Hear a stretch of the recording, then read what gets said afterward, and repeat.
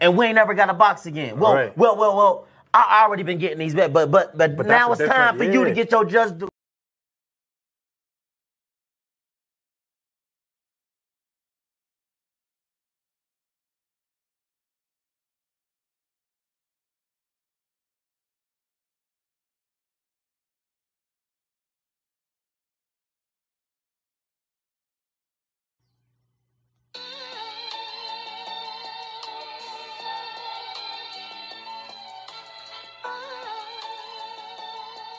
Yeah, you know the deal. We back again. Yo.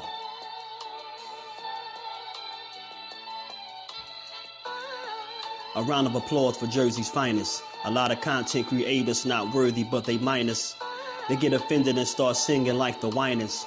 Talking like they tough, but it's only screaming and whining. My homie JusDueBoxing is the cat you don't come to. Your squad get run through. By the time you come to, you duck food. You suckers talk tough on the internet, revealing all your threats. Now we got you trapped in the net. JusDueBoxing be on this grind, y'all better hustle up. You deadlifted 90 pounds, we doing muscle ups. There's really no comparison. His voice sound like a derringer. Throwing a towel, it's just embarrassing. My dog Just very philosophical and psychological. And he mixed it all with good boxing news. These YouTubers feel like Bishop, I guess they got the juice. But it's lonely at the top to Just to feel like child abuse. Be respectful, he don't wanna talk wild and loose. If you can't relate, you get dismissed like a mild dispute. These weird cats would tell lies, then they hide the truth. Wide beyond views, you lose your life when you collide with dude. It's JusDueBoxing. All you cowards quit jocking. Kirk is official with no other options. Yeah, yo.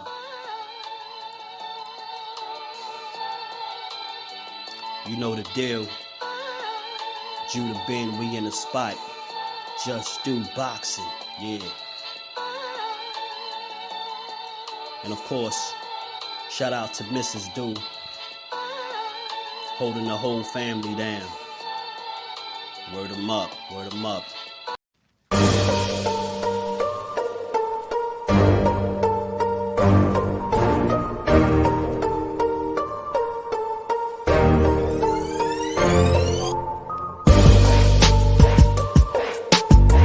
You're feeling like you can go take Undisputed? For sure. Even if it's 75-25? What? Bro, what are you talking about, man?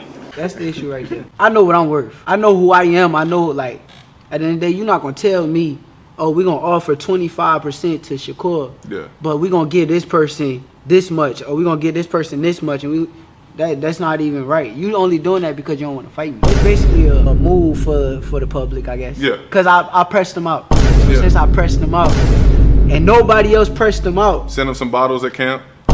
Nobody else went and pressed him out. I wouldn't have pressed him out. Yeah. So now he's trying to be petty and funny by sending me some little chump change.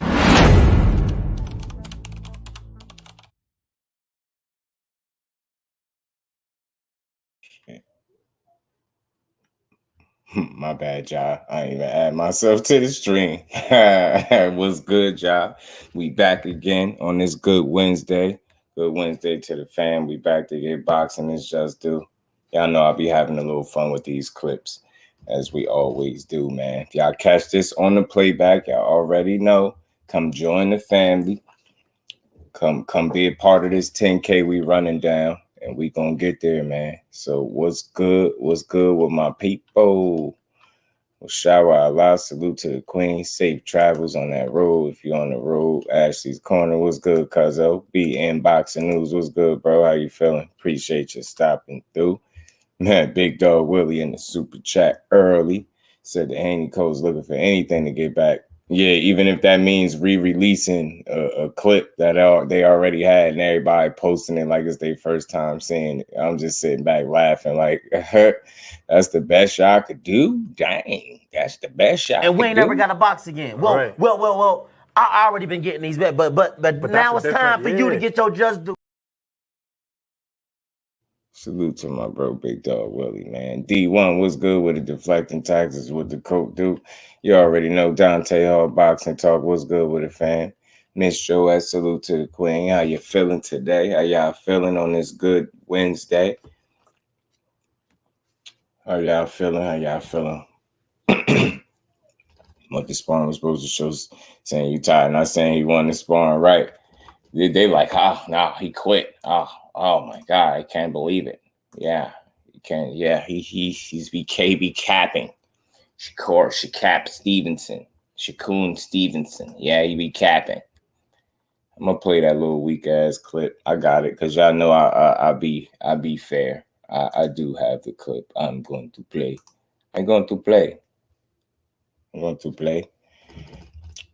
But you know, that's what it is. That's what it is. So one more thing too. And I know y'all heard about this the other day, but I ain't really discuss it. So I figured I'd discuss it because I think it'd be an interesting fight, man, if they was to make this fight. I'm doing pretty good, Miss Joette. How are you doing today? How's you doing? Is everybody all right? I think this is it right here. CANELO, my bro, what's good with it? CANELO, how you feeling on this good Wednesday, bro? Salute to the fan, man. Y'all uppercut, jab. That's it. 2-piece, like button. One time for your bro, one time for your mind.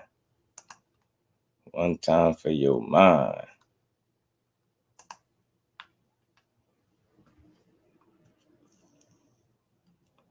Here you go, the sparring, Dev, the sparring king.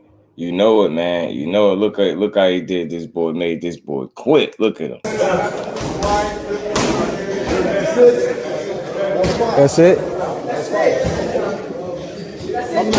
That's fine. That was fine.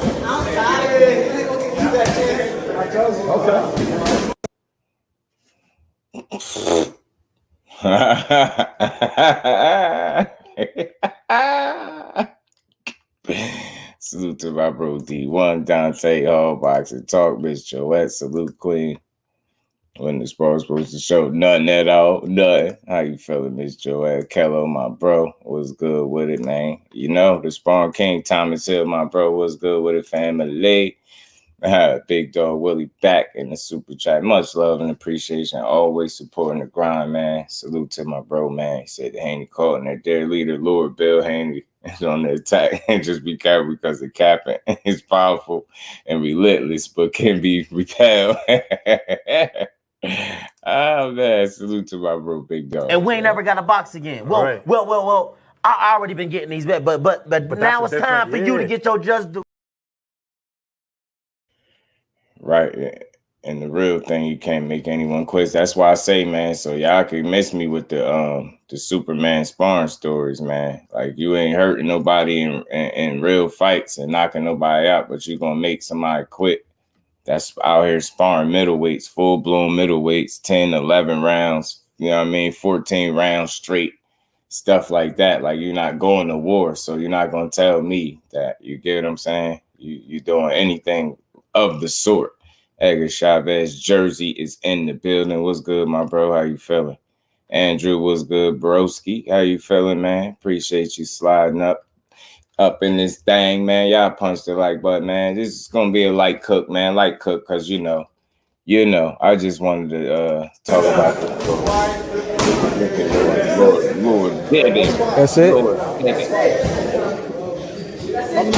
That's fine. That was fine. I'm tired. He could have been tired of whooping ass, you know. Flawless mentality. Dr. Mark, how you feeling, OG? Appreciate you pulling up. How you feeling? Hey, yo, that's facts. Yo, the cap is strong. Real Bill, the force is strong. Darth Vader, or they got that Darth Vader energy. It's all good, but it's funny, man. You know, with me, I have fun with this stuff. Everybody else be so mad about this stuff. I don't be mad about it. I just have fun with it. You get what I'm saying? But you can't say one guy is a cop and he's an FBI agent and all this other stuff, and you just did the same exact thing. But I don't hear not one person. When I say nobody, I don't hear nobody calling that out. That's crazy to me. The double standard is wild too. Talking about recording someone, but they drop sparring footage all the time. Yeah, the Hector Luis Garcia sparring footage as well. So it's like, miss me with all that, you know, the recording and yeah, y'all doing the same exact stuff. You get what I'm saying? To paint these narratives, but we ain't buying them, bro. My thing is, if you really thought you can beat this man, you would have made a real offer. And better yet, the hell with the offer. When it was time to negotiate, you would have afforded him the same opportunity to negotiate like you did with other opponents. You get what I'm saying? The fact that you didn't want to stand in the ring and fight him, you get or face him, and then we going through all this tells me everything I need to know. Smoke and mirrors, man. You didn't want to fight him. I'm gonna be very clear. This is not about tearing down the fighter. This is not about me saying he's ducking or anything. I'm just calling out the smoke and mirrors, man. When you got to go this hard to try to make it look like you one up in the guy, when you could instead of doing all, you could just easily got in the ring and fought him. You know what I mean? Probably that Devin was working so hard to get in the ring with him, so he stopped to let his little brother feel good about himself. He didn't quit. Hey, man, I feel you, Drew. He ain't quit. I ain't see no guy that quit. I mean, you can push that narrative as far as you can, but I don't think nobody buying that.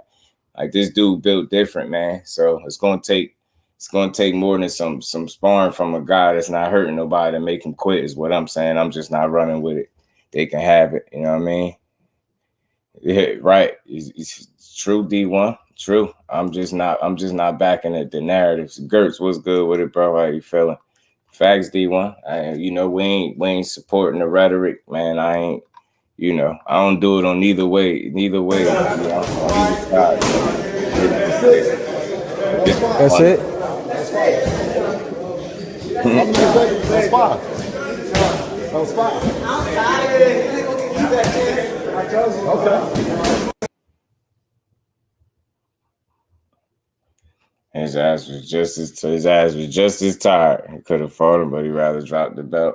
That's what I'm saying. So, and then had people arguing that you really want to fight that you didn't want, at least not at 35. Not saying you won't fight him. Never said you were scared of him. I never said you ducked him. But I will keep saying you never wanted to fight him, not at 135. Like, they could pull out whatever sparring footage, whatever clip they want. You just never wanted to fight him. Not at 135. I'm going to stand tall on that. I'm not changing my mind on it. It's not about him being a duck. It's about him doing smart business. And he knows full well, like, you've been in the ring with this kid enough times to know that, you know, that's far too risky of a fight to take at a weight class where you've outgrown it. You get what I'm saying? It would be bad business. It would be dumb business. So the fan in me, I could try to run with it and say, oh, you ducking him, you scared to fight him at 135. But me being a realist, no, it would be bad business. It would be stupid business. And I've said this, and I've been very adamant about speaking on this. This man didn't get himself to 30-0 being stupid. You get what I'm saying? Make no mistake about it. Him fighting anybody else at 35 would be stupid at this point, from this point on. You get what I'm saying? It would be very risky and ballsy, but business-wise, it would be stupid. You get what I'm saying? So I don't expect him to deplete himself to make no fights to satisfy nobody. I've said that all the time, but people just need to be able to call it. They both said they were done. That's what I heard too, D1. I heard the same thing. I promise you I did. Alden, what's good with it, family? How you feeling? Good. Just simple. Let them keep needing for a while. This will build a fight more, and of course should leave a video back at him, in my opinion. Yeah, man. Yeah, man. It's getting heating. It's heating up. It's heating up. It's getting hot. It's like K Hector I see out of camp posted the most Monday sparring and sparring side. Oh, the mundane sparring session you've ever seen. Mundane. I figured that's what you were saying, bro. I figured I got you. They're acting like they beat up Hector. Posted the most average sparring session I ever seen. Fans are going crazy. Yeah, talking about how he was putting hands on him, beating him up and all that. Seen unseen boxing. What's good with it, family? How you feeling? I mean, yeah, I'm telling you. Mike, what's good with it, my bro? LaMarcus, what's going on, family? How you feeling, bro? I'm still starting to lose respect for some of these content creators for all the BS they're willing to say to protect the Haney. They just look stupid at this point. Yeah, man, I mean, all you got to do is call it down the middle. I mean, for me, right, I just don't push a narrative. I don't try to make it seem like one guy is scared of the other. I just, you know, I got a a thought process on this whole situation. And like I said, I just don't think it was in his plans to fight Shakur Stevenson. Definitely at no 135. Like I've said before, plans can change. They do change. I don't understand why people act like, you know, plans can't and do change. They will. They will sometimes, and they do change. That's just what it is. That's life. But at the end of the day, you know, he has a plan, and it don't involve Shakur Stevenson and his immediate future. That's all it is. You get what I'm saying? It's not hard about saying that. Don't make him less than no fighter. But when people carry on with all of the antics and different things like that, it makes you wonder and scratch your head a little bit. Like, yo, if this is a guy that you really wanted to fight, then you would have pursued him. You would have at least stood in the ring with him when he got in the ring after your biggest fight. You left him in the ring. Like, so y'all can make any excuse y'all want. You could have stood in there and faced that man if you really wanted to fight him. You know what I mean? You, again, the fan base is doing more fighting for you right now than you doing. That's all I'm saying. They doing more fighting for you than you doing right now. You know what I'm saying? So, and again, whenever you got to draw narratives and launch personal attacks, like it just show that you ain't cut like that. You can't do nothing with them in the ring for real. I'm telling you, that's how I see it. I don't feel like Bud got to fight Boots or Haney got to fight Shakur with both. We need to let them belts go if they're not fighting in these weight classes. That's true. That's fair, Dante. Can't lie from streets recording. Another person was always corny as hell to me. What the Haney's do is next level corny, right? And just to be fair on that, I said that too. Like I wasn't backing the hidden recording, you know, on Shakur's side either. But I know he didn't record it, and people still saying he did it is wild. Like, so I'm like, man, it's obviously no different than this right here. It's just easy to call out. You just call this stuff down the middle. You know what I'm saying? It's simple. It's simple.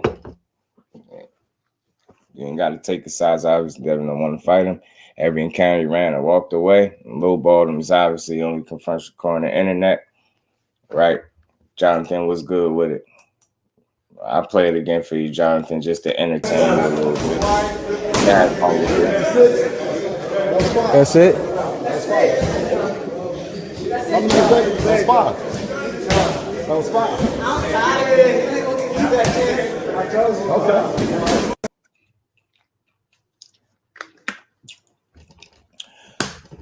Them dudes was just as glad that sparring footage was over. I mean, that sparring session was over.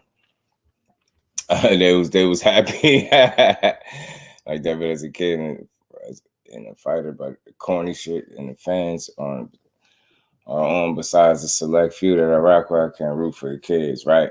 I feel you. Greets, what's good with the Greets? How you feeling, bro? Appreciate you sliding through. What's good with it, Terry? How you feeling, bro? Good to see you in the building. There's just a nephew ran out of gas. See, you know what I'm saying? I wonder how many rounds they ran. I wonder too, man. You'll never know. You will never find. Bum, bum, bum. That's what Bill said. He said nephew ran out of gas right here. That's what he said. Nephew ran out of gas. He want to keep going back and forth. He want to argue. Shakur gave him a mercy beating, and then they use it as a weakness. Just talk to him, Cuzzo.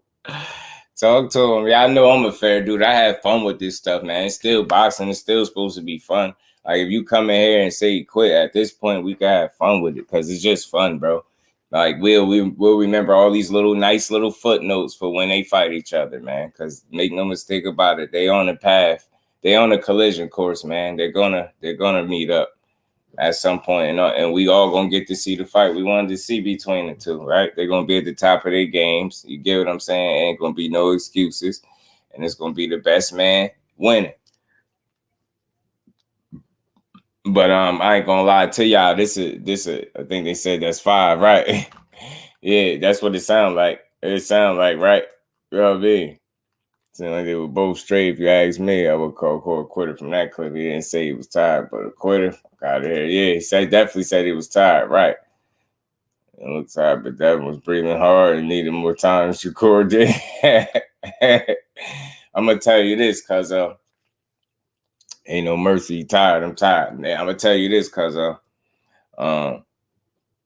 right, this same guy that they want me to believe quit, right? is the same guy that when he was sparring with a full-blown middleweight, I keep using this as an example because I'm trying to put something in perspective.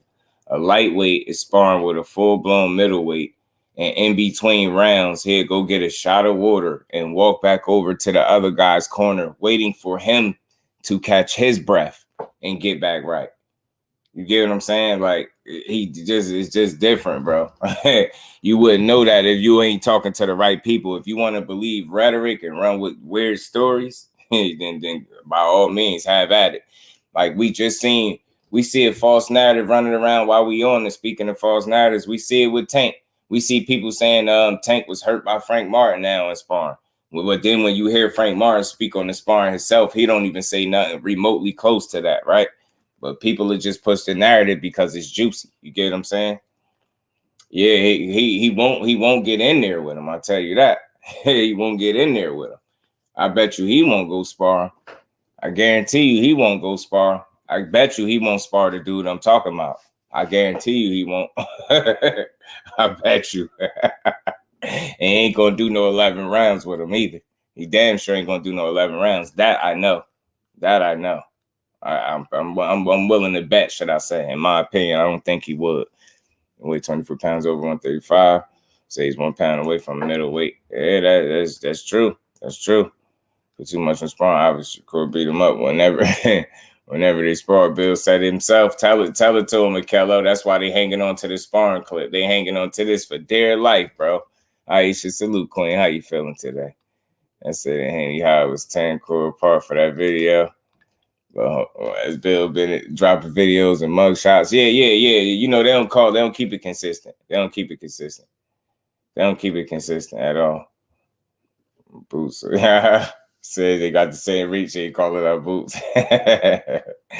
Shakur called him to whoop on him and got tired of it. Shakur got a better sparring partner.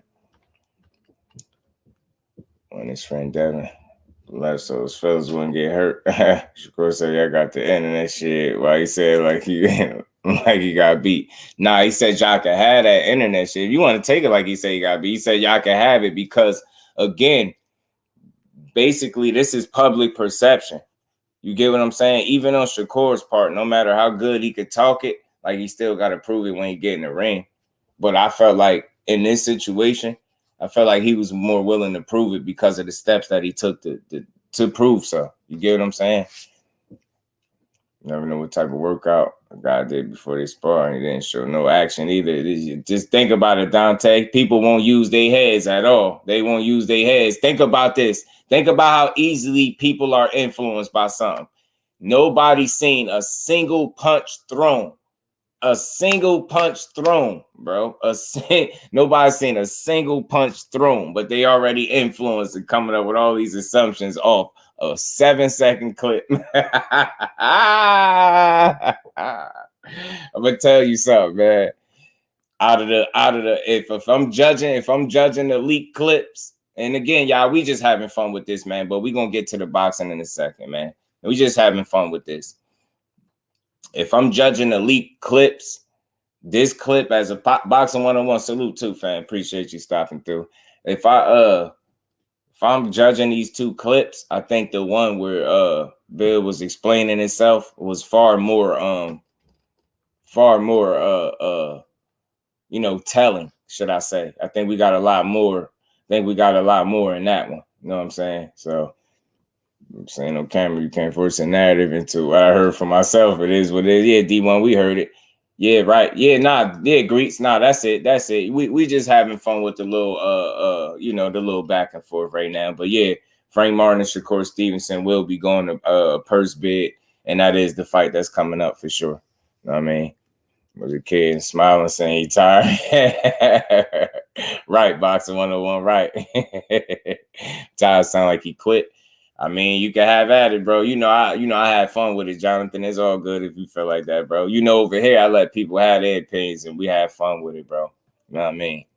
The apple fritter. I had some of that. You gotta try the apple tarts, D1. Try the apple tarts. It's a step above the apple fritter. And it's mixed with the apple fritter, but it's better, trust me. And Darius, what's good with it, family? How you feeling, bro? Crazy, great. Yeah, both camps a little on BS in my opinion. Yeah, with the personal stuff, yeah, I don't care for the personal stuff, but I do like the competitive nature between both fighters. Like, I can't wait to see the fight. You get what I'm saying? I just had fun with this stuff. It's all how you discuss it and talk about it, right? Just don't try to take it. I don't take this stuff too serious, man. It's boxing. And tennis for as long as he could. Now it's back to business because Shakur and I fighting Devin, right? That's why he like, y'all can have this. You know what I mean? Quit, nah, he put in work, right? Right. Yeah, man. Talk to him. He's saying, like, I'm tired because these guys ended early. You only did 30 minutes on live.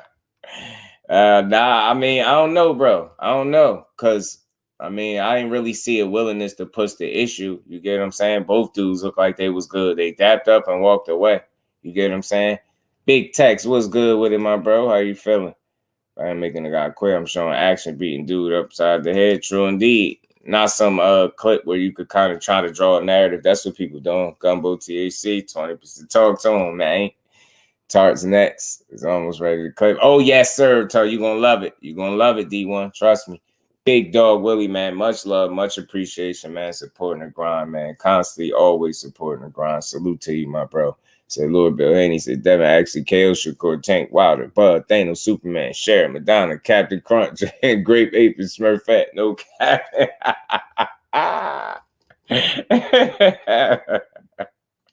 Salute to Big Dog Willie, man. And we ain't never got a box again. Well, Right. well. I already been getting these bet, but now it's time for you to get your just do.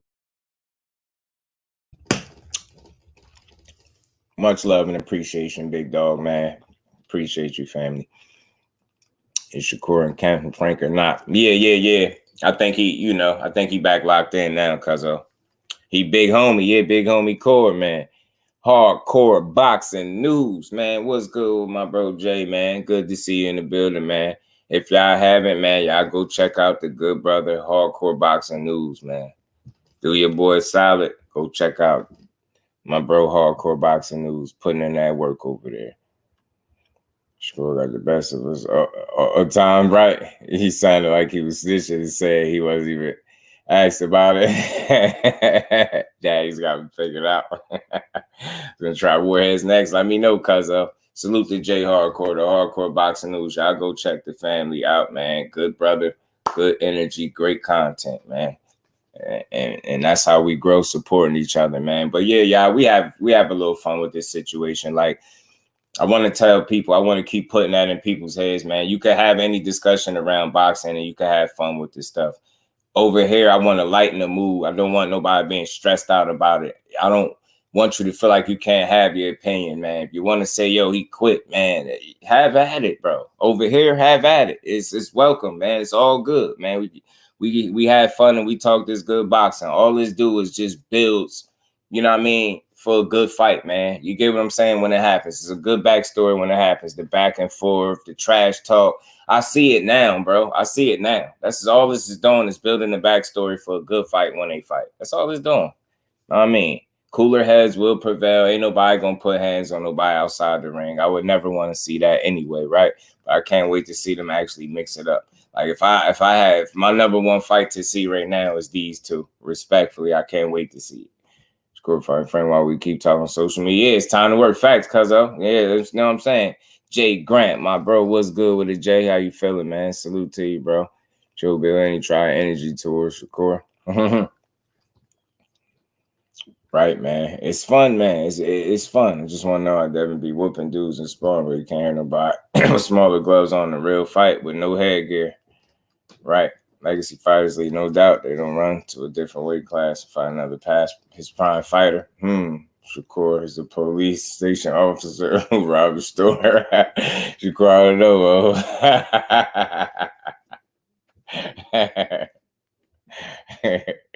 Yeah, man, Bill, right? Tell him, hardcore Billiam and Young Dev Adventure. That's what I want y'all to understand over here. Like, this is why I go these routes. I talk about these things. This is like the soap opera-ish part about boxing, but it's still to be used as entertainment. Yo, I don't think nobody should be stressed out about it. I think people be far too mad about this stuff, and that's not boxing, bro. people be going too hard on these dudes. These dudes is young men. They learning. They both got growing up to do. You'll be a lie if you said it was just one way. Nah, they both up there talking crazy. Both of them. You know what I'm saying? But at the end of the day, young boy gonna prove it, man. He got an opportunity to prove it, and I think he gonna do that, man. Facts, Dante. You know what I'm saying? Facts. 34, 37, 35. Don't break the Haney truth, just do. PGH, big dog is in the building. What's good with it, my bro? Even the janitor at the airport. You dig what I'm saying? Hey, everybody gets they just do, man. We gonna have fun with these little topics, man. Like, again, these dudes are competitors. They both hungry at the end of the day. And they both got other options in front of them. They got other, business to take care of in front of them. But at the end of the day, man, this was long overdue. It's fun to have these conversations, bro, because at the end of the day, I know young boy, when he get a real contract in front of him, he gonna sign it. You get what I'm saying? When he get an actual contract in front of him, he gonna sign it, and we gonna get a damn good fight. You get what I'm saying? That's what we gonna get. I'll teach you go street cred. But what he just did. I know he from the city. Do he have to take his street cred? For what? The recording? If he did it, then maybe you could talk. Maybe you could say that. But for giving the people what they wanted, nah. Because I mean, do anybody take the guy that recorded this video right here? They street cred. You get what I'm trying to say? Like, because I'm not hearing it be consistent. I'm seeing the same stuff. I'm hearing. What about the leaked sparring footage? You get what I'm saying? What about the leak Hector Luis Garcia sparring footage? What's up with that? That ain't about. That's different, huh? What's up with the leak sparring footage though, dog? Big dog, you did. What's up with the leak sparring footage? Y'all punch that like button for you, bro, man. We're going to have fun with this, man. I want everybody in here to enjoy the conversation, be part of the conversation. Make sure y'all sub to the channel. Make sure y'all smash that like button. Turn them notifications on. Let's keep rocking. Let's keep having fun. It's all love in here, you know? Y'all know how your boy give it up. We have fun over here, man. Going to 140, brother. Yeah, hot in the kitchen. They know. Never told him to do it. More than sure his father told him what he said months ago. Right, cuz that's why I say, man, y'all can't be mad. Y'all got to call it all around the board. Call it all around the board. Booger in the building. What's good, bro? How you feeling, man? Appreciate you sliding through, man. Appreciate you pulling up. Remember that. Just Dad from the Henderson, as people say, he never had any street cred. I tell you what, though, man. Tell you what, and I know we all having fun in here anyway. I tell you what, though, I'll take the millions of dollars over the street cred any day. You get what I'm saying? Y'all can have the street cred. You get what I'm saying? I got my reputation in the sport. You know what I mean? Doing my thing hell with the street cred. But yes, sir, man, y'all smashed the appreciation button in the words of my good brother, J Hardcore. You know? Al Booger, what's good, family? How you feeling, though, man? I'm going to record. Yeah. Well, yeah, unless it's a YouTube live, right? Unless everybody know what's going on, D1. I'll say that. And it's not in an attempt to, jam nobody up, right? So I'm with you 100%, bro. Not cool, but they be moving funny and do weird. Never get called out for it. If you pour it out, you get what I'm saying? Darius, that's all truth, brother. It's all truth. Miami Kid Jay in the building. What's happening with it, man? So that went from being 100 to being 100. You know what I'm saying? They say everything but let's fight slogan and suspect. The energy has changed since Shakur has been on his helmet, man. Talk about it, Miami Kid. Talk about it. Mike Biggs Boxing, my bro. What's happening with it, Brody? How you feeling, man? Appreciate you sliding through. What's good with it? At first, I was on the Eastside Cruiser match, but seeing how boxing actually works, and Devin in 240. Was he supposed to fight? I said that, D1. I said that too. I said, like, when you look at who's available, you'll have maybe a less disdain for the actual matchup that is Eastside Cruiser and Tank Davis. But another fight that they, a potential opponent that I'm hearing about is Gary Russell Jr. You know what I'm saying? Haney crew changes their moral standards every day. Talk about it, Aisha. You know, talk about it. So that's real, man. It's real. Everybody to catch criminals, they're monitored by the. You get what I'm saying? That's true indeed. Yeah. Rush hour flow, brother. Appreciate you, Al Booger, man. And salute to my bro, Big Dog Willie, man. And Mike Biggs Boxing, my brother. Yes, man. Gary Russell. Listen. So look, aside from this though, because we you know we having fun with this little stuff, man. I don't care, man. First thing, I don't even know how it happened because we thought that we was getting points. You dig what I mean? Because Core is an Olympic. Core always then got in on Devin. Nigga, are you tripping? You niggas, y'all. Hold on. What he say? What he say? Edgar Chavez was safe travels on that road, Brody. Safe travels, my bro. We know Gary not on the table. Yeah, man, Gary really on the table. Because Core is an Olympic. Core always then got in on Devin. Nigga, are you tripping? You niggas, y'all. Nigga, the whole shit started because it was live that we're in there with Core. Not Core is getting out on us. Like, he's the big nigga. He's the big homie in the shit. It was never. We would always, nigga, first the gap was like this. The gap got closer and always got. If you got off any with Core, it was a plus. If you just had a good day, that's how it was. All the way up until now, bro. That's what I told you. I said, inside the weight classes, when we moving, just like niggas is moving now, brother. If it's too hot at 30, we already ready to go to 40, bro. Yeah, I'm with you, Jay. I'm with you, though. I say the same thing, though. And at the very least, like, I make light of it because I think too many people be so mad at it. Like, man, because I'm like, what's good for the goose is good for the gander. Like, before this was dropped, the Hector Luis Garcia sparring footage was out there. I didn't hear nobody talking about morality, code, integrity. I didn't hear nobody saying none of that, right? When the clip was posted, that's posted, that they reposted now with the sparring footage, making it seem like Shakur quit. When that was posted, nobody said nothing. Nobody literally said nothing. That's the only issue I have with it. Other than that, it is what it is. I'm right on board with y'all. Like, recording it in secrecy is weak. But I'll say this, Shakur didn't record it, so they could be mad all they want. Yeah, maybe repost it or put it out there, but y'all asked for it and gave it to y'all. But like I said, well before this footage was out, the Hector Luis Garcia sparring footage was out. The little clip with Shakur making it seem like he quit was out. You get what I'm saying? You was DMing Cambosis when it was time for him to fight Teofimo. Like, it's a lot of stuff you could point out as well, but people just don't call it out. You know what I'm saying? Because it don't make them sleep good at night. You get what I'm saying? But if you call it out across the board, it's the same thing. You get what I'm saying? Recording is recording. You know what I mean? Yeah. Facts, Aisha, passing out the mug shots is out there. We're using it now. Fair game, right? Facts, Jay. You already know. Salute to my bro, Jay, man. Good to see you in the building, man. The mug shots is real, man. And Shakur, you had a good day to making them quit, make it make sense. Tank versus Russell is all you guys have a press conference coming. I'm with it. I'm telling you, Dante. Yeah, man. That's why I say, like, this goes against that clip. Like, that damage control, it ain't gonna work, bro. Troy was good with it. Troy Graham said Tank versus Russell fight would never happen. Russell is too small. Russell may walk around 150, but he doesn't fight that heavy. Tank Russell fight will be on Tank Santa Cruz all over again.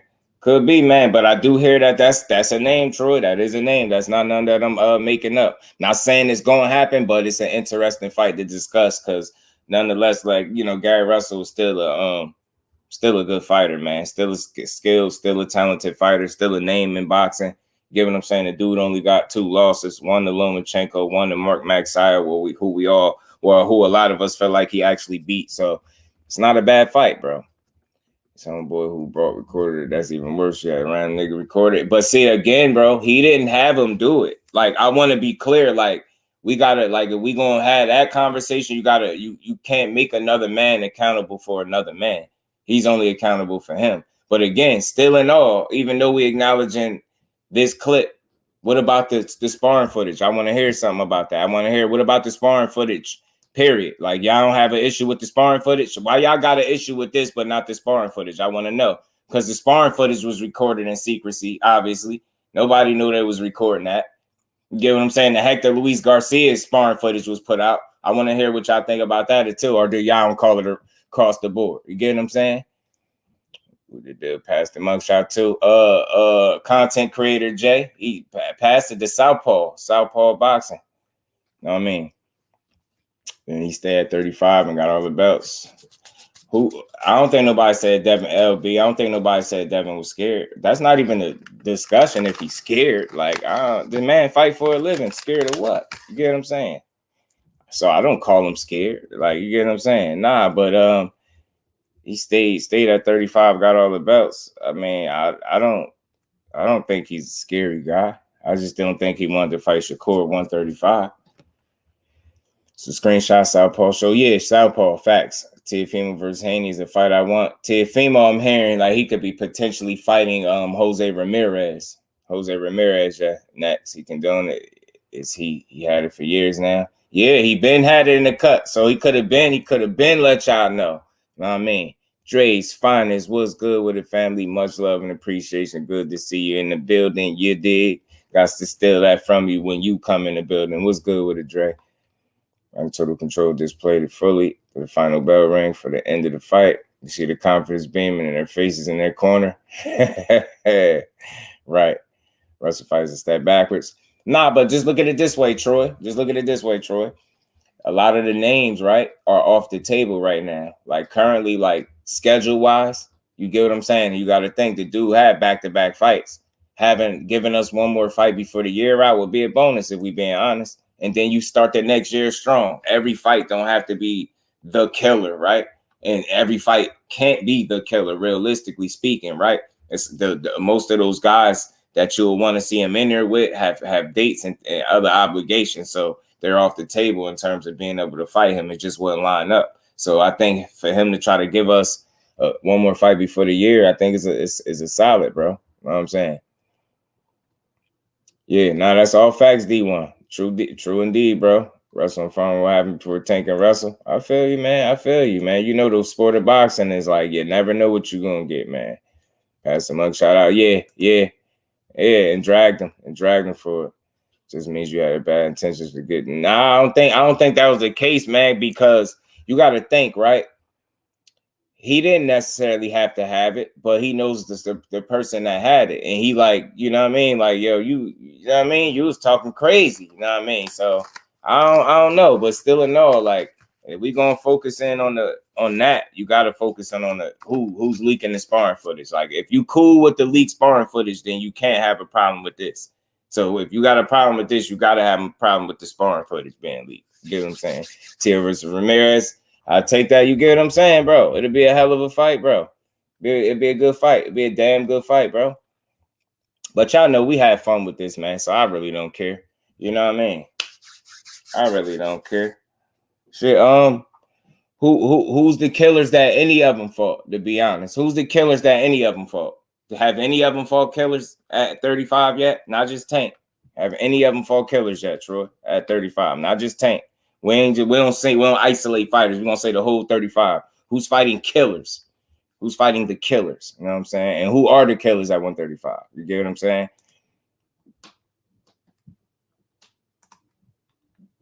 OZ Boxing 22, man. Much love, much appreciation, man. Joining as a channel member. Truly appreciate the support, family. Much love, bro.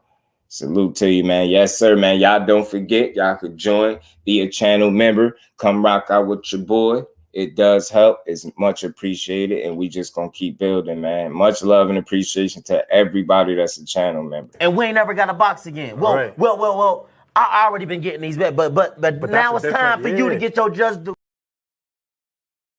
Interview, so he's responsible. Nah, we ain't doing that, Jonathan. That sound good. It's cute. That's cute, bro. Nah, you hold people accountable. Like you hold that man accountable for what that man does. He can't control what another man does. He only can control what he do. If that man had intentions, he had intentions. Like, you can't put it on the next man. You get what I'm saying? If he ain't telling a man to do it or know he doing it, you can't say on one end this video was done like nobody knew it was being done. and then say on the other end Shakur knew and he set it up. Nah, this is what happened when you run your mouth too much. If we really being honest, like I'm being nice about it, but this is what happened when you run your mouth too much. This is what happened when you cap for the internet. This is exactly what happens when you cap for the internet. When you capping for the internet, this shit was this shit was a mouthful. This was very telling. There ain't no recovering, ain't no sparring clip you can post unless you actually post him getting his ass whooped. It's weak. I'm trying to tell you. I be letting people off the hook with it. I don't really go the other way with it. But this is what happens when you always chomping at the bit, when you constantly running your mouth. This is what happens. Then you put yourself in these situations. You get what I'm saying? You said what Shakur said all this time, saying he got the best of you. You pretty much you said it here. And Jones, what's good with it, fam? How you feeling? It's a horrible fight. Tank need to fight somebody in the weight class, not to mention Gary is old now. Hey, man, look, it's boxing, and you got to remember who's actually on the table. All right, who's on the table for Tank? For everybody that's mad at the Tank potential fights, whether it's Isaac Cruz or Gary Russell, who's out there? You get what I'm saying? And still gossiping. You get what I'm saying? I try to make fun of it over here, Dre, you know? I try to have fun with it. You get what I'm saying? But this is what happened when you talk too much. You get what I'm saying? He has the best resume. Yeah, but what killers is he fought? Because I know he fought Loma, that he got the 50-50 fight. I give him that. But before Lomachenko, I don't think he had the best resume, right? I give it to him now with the Lomachenko win. Respected Devin Haney. I never take credit from him.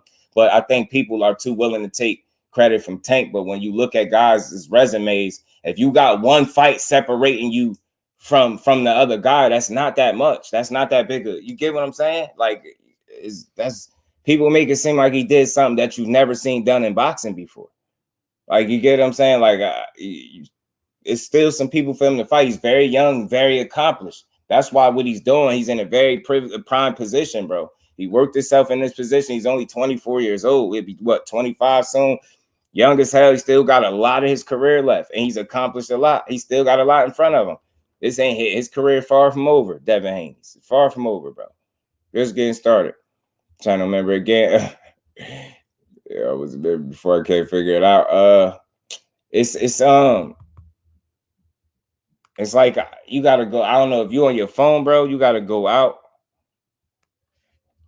You gotta go out and you will see it like where it's supposed to be with a subscribe button at, bro. I'm mad that you can't find it, man. DK, what's good with it?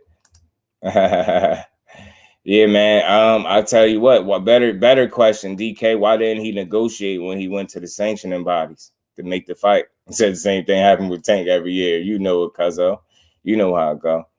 You record a bill and a low bill, talks his way out of everything like a salesman. Can't talk his way out of this. His own tape. Talk to him. His own tape. It is on tape. Has any leverage to get a bigger percentage from Haney? He would leverage it. Stevenson's out there. Rolly at 140. That's the thing is, bro, his leverage, Troy, like if you talking about with him and Dev, like him getting his team to write up that letter to the sanctioning bodies was them making a case for why he deserved a better percentage of the money. You get what I'm saying? And at that point, that would be up for Devin to negotiate. He went to 140, and there's nothing wrong with that. But I'm tired of people not calling it what it is, and they keep making it seem like it's something different when, in fact, the information is all out there. You know what I mean? It's not Roman, Haney, Shakur, Tank. Who else at 135? You just beat Mr. Gary. Easy right now, today, right? Tank versus Valenzuela. I doubt if they do that, though. They definitely still trying to build him up, Miami kid. I know that after 2 losses. Matter of fact, he's supposed to fight Chris Colbert again. Miami kid. Ryo's supposed to fight him again. You know what I mean? You know what I mean? He said, "Okay, we go the other way with it." Tank versus Edwin De Los Santos. I get you, and I get you. I wouldn't be mad at that fight either, man. But I just doubt they put De Los Santos in there right now, too, right? You know what I mean? Facts champs. Yeah, man. Doing it. Yeah, man. Very great accomplishment for Dev, man. You can't dim that man light for going to get them belts, right? It's nothing to take from. I don't take credit from over here. I have fun with these conversations, y'all, but one thing I never do is discredit them, bro. I'm just a different dude. I don't take no pride in discrediting the fighters, bro. But we do have fun. You know what I mean? We have a little bit of fun with this. We do, but They all got before long he beat the undisputed champion. Yeah, but Kambosos, like, again, you just, Troy, you mentioned killers, right? You mentioned killers. Do you look at Kambosos as one of the killers in boxing, period? You get what I'm saying? Out of all the names that we're talking about, who wouldn't beat Kambosos? And that's not taking nothing from Devin Haney, but that's just putting things in perspective. Kambosos is not one of the killers. You get what I'm saying? He beat Loma. You can give him that win. You get what I'm saying? You gotta give it to him because he went and took it. You know what I'm saying? But that's definitely credible. Kambosos, that win, you know, is what it was. I respect it because he went over there and took, you know, he took sacrifice opportunity. You get what I'm saying? He took advantage of his opportunity that he said he wanted. But Kambosos is just not that good of a fighter. You get what I'm saying? The last time we seen him in the ring, they pretty much robbed somebody. We just seen him get 10-2 pretty much, right? So Cobra has a chin though. He gets knocked down. He gets up. Son, the church is all right. Yeah, Kello. He keep getting up, man. Chris Cobra got some grit in him. He ain't cur out in that fight. That's why he was able to pull it off. Name up Gary, a known champ. That's what I'm saying, Dante. They don't get it, bro. I like people. Yo, you old in boxing, you have to fight, yo. Like when you say old, like I see what's the name being old too. Like that's not a good enough reason not to fight. It ain't like he's 40. Ain't like he in his 40s. Gary is still a guy that only lost 2 fights. And arguably the last fight he fought, he didn't even lose. Get what I'm saying? They took it from him. Kambosos is not a champion. He's a belt holder. Facts. And there's a difference. Salute to my bro, man. My guy behind the hands TV, my guy. Mo City. What's good with it, bro? Y'all go check the bro out as well, man. When y'all get a chance, y'all smash on that like button. Go over there and sub to the bro channel. Go check him out. Do great work. Facts. He's a title holder, man. Adult holder. We don't know who beat Linares or Kambosos besides Haney. Man, bro. Yeah, I don't know, Troy. I listen, I respect all opinions, Troy, because it still would be my opinion unless it happened. But I'm pretty sure there's nobody in here that think Stevenson and Tank can't beat Kambosos and Linares. You get what I'm saying? There's nobody on his resume that Shakur Stevenson won't beat at all. Like, and the same thing for Tank. There's just not a solitary fighter that he's fought that they can't beat, in my opinion. In my opinion, right? Because they haven't fought him. So I'm gonna be fair enough to say that. But those are not no killers. How many times have Linares been knocked out? Like, he'll get completely destroyed. To Tank, that'd be all bad. Tank will punch him into retirement, and Shakur embarrass him. You get him? Bad. He might even get a corner stoppage. You know what I'm saying? That dude is just not those are not good names to bring up. Like Linares, Kambosos, those dudes just not that, you know? Those not no world beaters of any sort. Linares' best days been behind him for a while. For some years, respectfully. Till they fight. Yeah, but again, man, that's obvious to say, right? We don't know till they fight, but who in here really thinks that Linares would beat either Shakur or Tank? And Kambosos, bro? Kambosos just got outboxed by Maxie Hughes, man. You can't be serious, man. You can't. Yo, Maxie Hughes, bro. Nah, man. Them dudes just ain't the real McCoy, man. You talking about you comparing special talents to run-of-the-mill fighters at this point. Kambosos, all his biggest wins are by split decision, all of them. And then his most recent win, he didn't earn it at all. They took it from him. They took it from the other guy for him to win. You get what I'm saying? That's just not a good example. And either Linares just had too many knockout losses, man. He ain't the guy.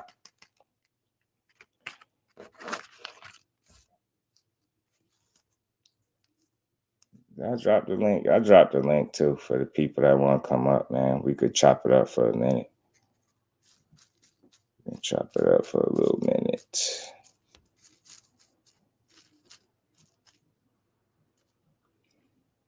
My bro said Maxie got 2 KOs in his career. Facts, man.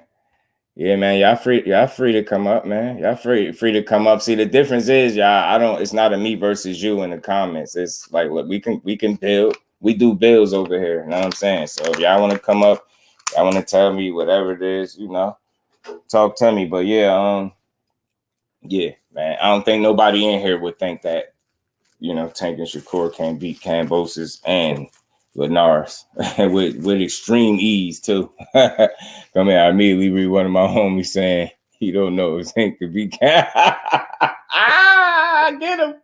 him, KO. What's good, my bro KO, man? What's good with it, family? How you feeling, bro? And salute to the Queen Aisha in the Cash App, always supporting the grind. Much love and appreciation, Queen. And we ain't never got a box again. Well. I already been getting these bets, but now it's time for you to get your just due. Always showing love, always holding your boy down. Appreciate you. KO, what's good with it? Mo, what's good with it, my bro? Always good to see a real one in the building. What's good, bro? You all right? Yeah, I'm good over here. You know I'm laughing already because you hear you know it. What you mean, bro? You know I'm laughing already because I'm like, man, you came right in here to it. Right here, you see the same thing I seen. Yeah, they in here saying Kambosos. Woo, man, that's not it. Man, yeah, Kambosos would get a shoe, man, put so far up his ass, bro. It really be. I think people get confused of what people might look at as success for him more than being the end result of an investment. He's just a collateral damage investment of that Devin Haney thing. So so under no other circumstance would Top Rank have had Kambosos fighting on a card. You know what I'm saying? I mean, that he really shouldn't be headlining nothing. I mean, he ain't none of that. So, I get it though. What's his name? All of the promoters involved. I mean, there's a lot of hands in pockets there. I mean, and we know what's going on with that. Right. Who think he didn't beat Maxie, man? Come on, bro. Right. And I'm just like, bro, that man didn't win that fight at all. But Troy, what's good? I see you popped up. What's good with it, family? Talk to me. What's good? Listen, I'm a fan of all three of these brothers, but the facts are just the facts. Tank could have fought everybody that Haney fought, but for some reason they didn't really push him in that direction for whatever reason. Because he could have fought Lomachenko. They was talk about it. He could have fought the other brother, what's his name? Linares, right? He could have fought, he could have got the Kambosos fight because there's enough money in his camp to get that fight. He didn't fight him either. They just had him fighting a certain level of fighters. I'm not saying it was Tank, but it was the people behind him that were guiding his career a certain way, Yeah, because if the fighter wanted to fight these fights, he could have simply stepped up like Crawford and Spence did and asked for those fights. Yeah. Fam, I feel you, bro, but I think you're thinking of it as like these are all identical cards, and they're all circumstantially way different. The term you just used was for whatever reason. Well, the reason that is for whatever is called money. The amount of money they've made off of Tank fighting relatively not real competition has been astronomical without the risk of losing. I'm not mad at them because the reality of it is they're not in business to show you that Tank's the best. They're in business to show you that Tank is the most profitable. That's what you see. I'll be honest with you, that's actually not what it's all about. It's always been about getting the most pay, but fighting the best as well. It's never just in this era. It's been everybody's out for money. It seems like it's money. But every fighter that's always been at the top of the heap has always wanted money, but they always want to prove that they were the best too, the best fighter as well. It seems like in this era, people just focus on money, because that's what Floyd was selling. But that's not the purpose of boxing. If that was the case of boxing, why the hell were we as fans watching? Well, let me ask you, what's Floyd's nickname? Well, honestly, after he beat Oscar, he became Money. But before that, he wasn't. All right. Money. So what guy is currently in? I don't want to say control, but has a hand in Tank's career. Money Mayweather. We don't know the answer, but my point is. We do know the answer, bro. Huh? We do know the answer, bro. Right. But the point is that throughout the history of boxing, if you look at the best fighters throughout history of boxing, it's always been about being the best. And it's always been about the money plus being the best.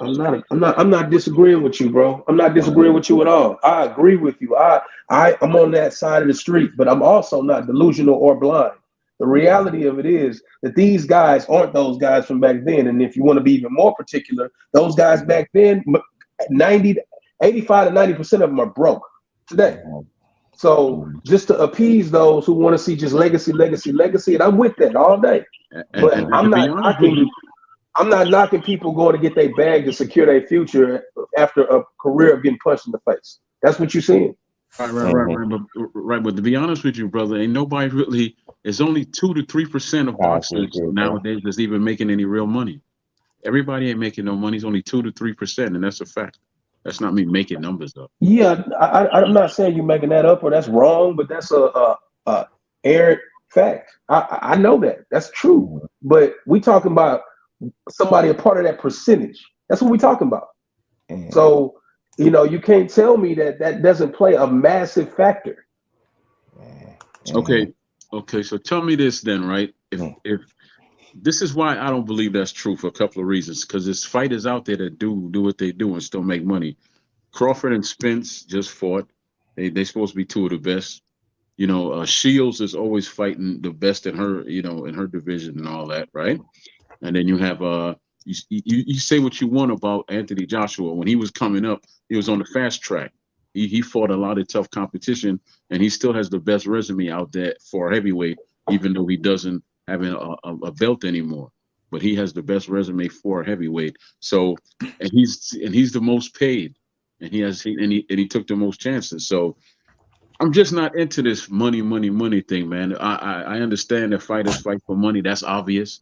I have a family member who's in the Hall of Fame. I get it, and I know the business side of boxing, but that's not what it's really all about. That's what's being sold that it's all about, but that's not the honest truth. I agree with you, fam. And the fact that you're on this channel right now says that you seek something more than something superficial. That's a fact. I feel you. I respect that. But at the end of the day, things are sometimes what they appear to be.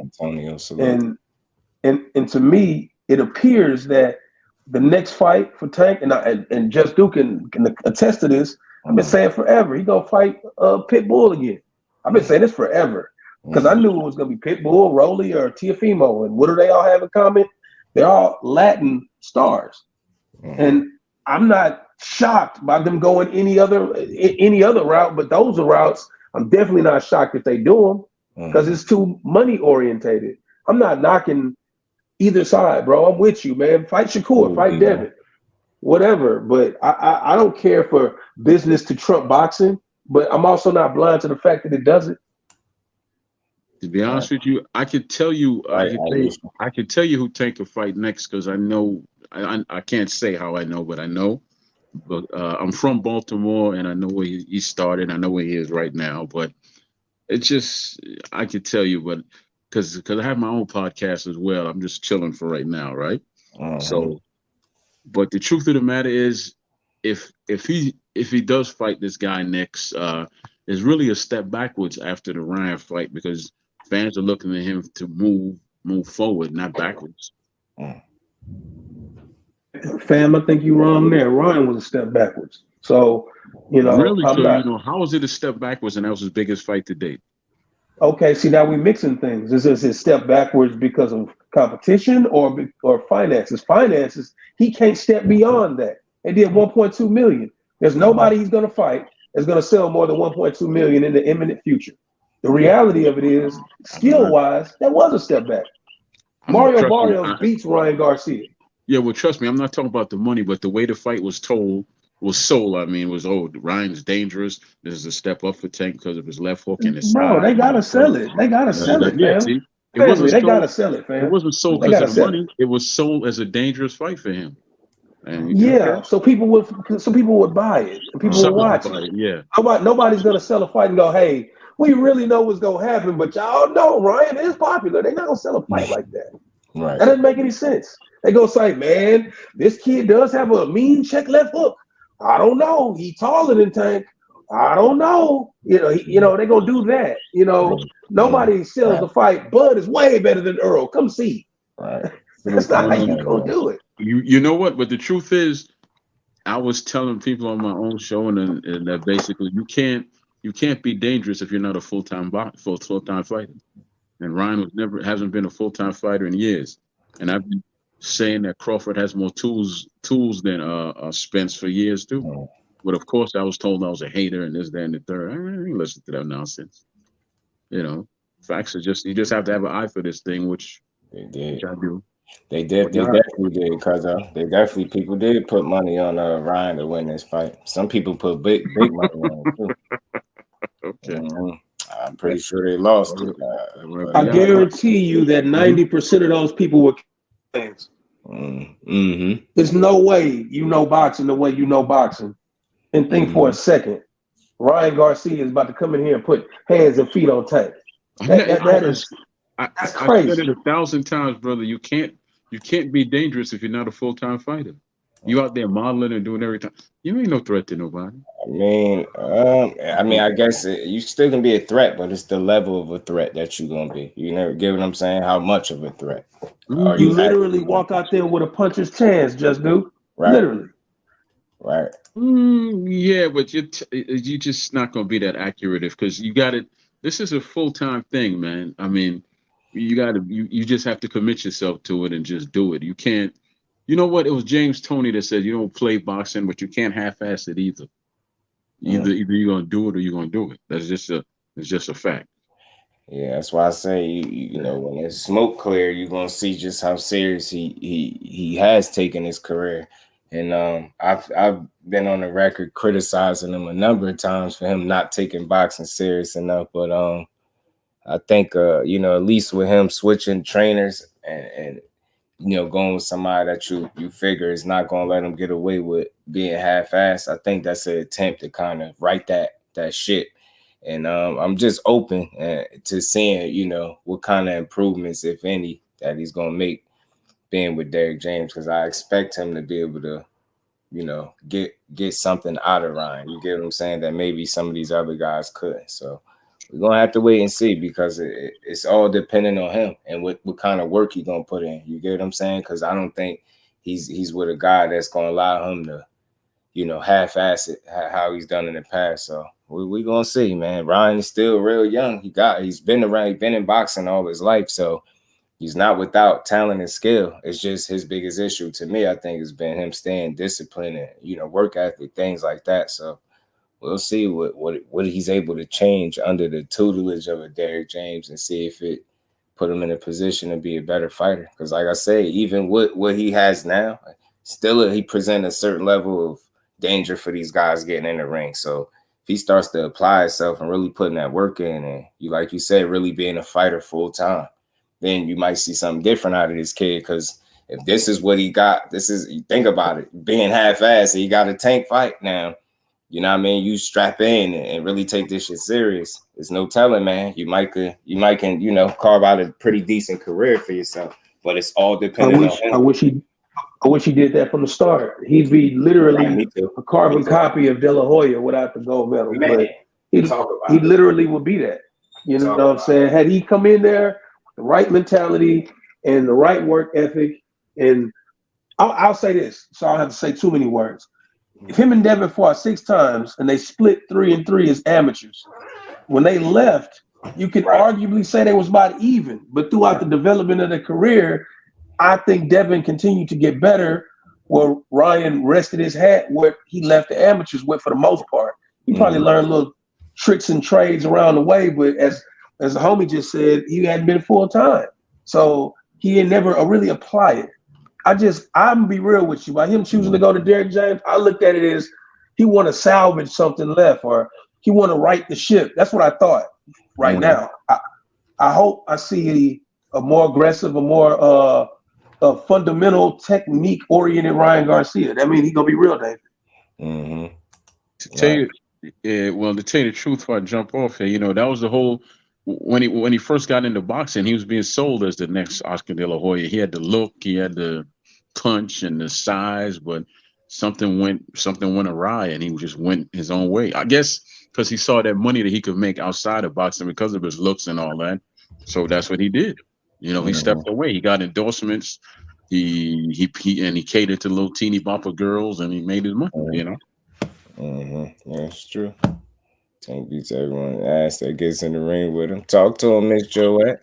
Got that sleeping salt. I mean, that's sleeping pills for him. That Ryan training with DJs like night and day. Right. It's all about applying itself, man. Taking the sport a lot more serious, I think, man. Because I think the dude is definitely talented, man. But I just never thought that he took boxing all the way serious. That's just the feel that I got from the way he moved and things like that. And then he said it, so much in different posts and things like that. Like he's made money so much outside of boxing that he's not desperate to fight. And I feel like that's kind of killed some of the hunger that a fighter have. You get what I'm saying? You're not a guy that's struggling it throughout the career, so that your purpose is a little different. And that's one thing I ask sometimes looking at Ryan. What is his purpose? What makes him want to do it? Get what I'm saying? If it ain't money, you get what I'm saying? Getting punched in the face ain't nothing to play with. So that's why I say, man, I give him a fair shake. Let's see with a different trainer if he's able to be a different guy. Appreciate you, Dre. KO, what's good with it, bro? Oh man, I'm cool. And what's happening with you, Just? What's good, you already know. Just chopping it up. What's up, KO?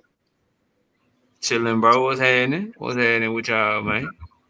Just building as usual, man. Talk to me, man. What you thinking, man? What you think about this next potential fight for the Tank Big, man? I know how we feel about Pitbull. I'd rather see Gary Russell Jr. over Pitbull, bro. Me too. Give me something new. I think that's something new. I like that it'll do something for their hoods. You know what I'm saying? One of them from DC, one of them from Baltimore. So maybe a big event like that, you never know what you could spark. Maybe you spark the next Tank or the next Gary. You know, putting on an event in your city like that. In the ring, though, I ain't gonna lie. In the ring, like, I know what Tank gonna do to that man, bro. You know what I mean? Like, this dude coming off a shoulder injury, right? He ain't been in the ring since February of 2022, and you gonna move up 2 weight classes for Tank? Yeah, all right. Good luck with that, bro. And then them Russells, bro, they all got fast hands. They all pretty athletic, but all of them, bro, their head on the line, bro. Their head right there. Like, you go look at Gary Antonio, look at Gary Antoine, look at Gary Russell Jr. Like, all them, that's their part. Like, their hands are real fast, bro. But they reach with their jab a lot, and their head is always on the line. All three of them, bro. That's what got Gary Antonio beat by Emmanuel Rodriguez, bro. That's what got Gary Antoine caught by Rancis Bartholomew. And Gary Russell Jr., that's what was getting paws put on him against Lomachenko. And then that's the other thing, bro. Like, I seen what Loma did to him when he was in his prime, and he was more active, and he was faster and more vibrant and shit. Now you older, and you about to all right. Like, it's a lot of people that give Gary a shot in that fight, bro. I don't give him a snowball chance in hell. Gary might have a shot, man. No, he ain't got no shot. But I like, and the crazy thing is, bro, I like Gary Russell Jr. I feel like he should have got the Leo Santa Cruz fight, bro. I feel like he should have had an opportunity to fight Josh Warrington. Like, I think he could have really did some shit at featherweight, bro, if he would have had an opportunity when he was in his prime and shit. But right now, bro, nah, dog, he ain't. Like, he gonna get in that bitch. He gonna be, and then he gonna be rusty too, Just. Yeah, he gonna be almost out the ring 2 years. And you going in there with that guy? Go pick your pillow out now, bro. Just go ahead. Maybe if Gary is tough, and he got a good chin, maybe he might get to like round 9, bro. But if his chin is like his brother's chin, he get knocked out like in that Gary Antoine, where Gary Antoine getting rocked by Rancis Bartholomew, who got a 50% knockout ratio in lower weight classes, or like Gary Antonio, where Emmanuel Rodriguez had him all over the ring, damn near the whole fight, bro. If his chin is like theirs, bro, KO, he gonna have a 35-year-old inactive chin, bro. I'm saying, bro, like, so the only reason I like the, and the other thing, bro, the build up too. Like, if we keeping it 100, bro, we know the formula for Tank to do big numbers. Rolly Romero, Ryan Garcia, somebody that can talk back to him at the press conference is gonna make the people that don't like him believe in shit, and they gonna or somebody who speaks Spanish. We don't need Eastside Pitbull Cruz up there talking, and we gotta listen through a translator. It's gonna make the shit boring, bro. It's gonna make the fucking press conference boring. We gonna just be looking at that shit like, all right, well, and then you gonna try to, and then you make content just. So you're gonna be looking at, you're gonna be the next day trying to do content. All you're gonna be able to do is say, well, Tank said this, Pitbull said that. And then Tank said, at least with Gary and Tank, we gonna have some shit to talk about. Bro. Yeah, nah, real talk though. You know what I mean? I need a little bit of, you know what I mean? I need some sauce. I need y'all to go back and forth. Just like he gonna be in there, hey, shouty, say Slim. Just gonna be sitting there looking, bro. Yeah, then, you know, Tank fuck around, be like, shouty, man, I'm bigger than you. For you know what I mean? Like, I'm saying anything, bro. Right. Yeah, right. You know, be honest with you, the time for them to fight was when Tank was at 130, because that was the time for them to fight. Because that would have killed in Baltimore, or DC. Because like I said, I'm from Baltimore, so the build up for that would have been crazy if him and Gary would have fought, and Gary would have came to Baltimore to fight. That would have been when that would have sold out. But if Gary wants to do something, he can take his chances with Tevin Farmer. Tevin Farmer's slick. He's not a big puncher, so. That'll be a good fight, right? Tevin Farmer ain't fought since 2020 or some shit. Well, there you go. Both of them are coming off of sitting around for a while. Get one in his I think he just did he. What's good with it, A1? Yeah, bro. I just, if those are the only options I got, since ain't nobody else trying to fight him right now, bro, then yeah, I take Gary, bro. I already seen Pitbull, bro. I'm good on that, dog. Then you could say you could sell Philly versus DC. Then that still sells a little bit. Gary actually fought in June. I mean, not Gary. Tevin Farmer. I forgot. He did finally get his fight. He fought Avery Sparrow though. He did get him a UD unanimous decision 10-rounder. Yeah, June 24th he fought. Y'all talking about Tevin for Tank or Tevin for Gary, bro? Oh no, I just was saying in terms of him having a fight. He actually did get a fight. Remember the fight with him and Mickey Bay kept falling out, and I was like, dang, he finally got one. Mickey Bay. Hey, Gary, Tank and Tevin at this point in their career, bro, that's like a 4-round fight, bro. Man, that's like a 4-5 round fight, bro.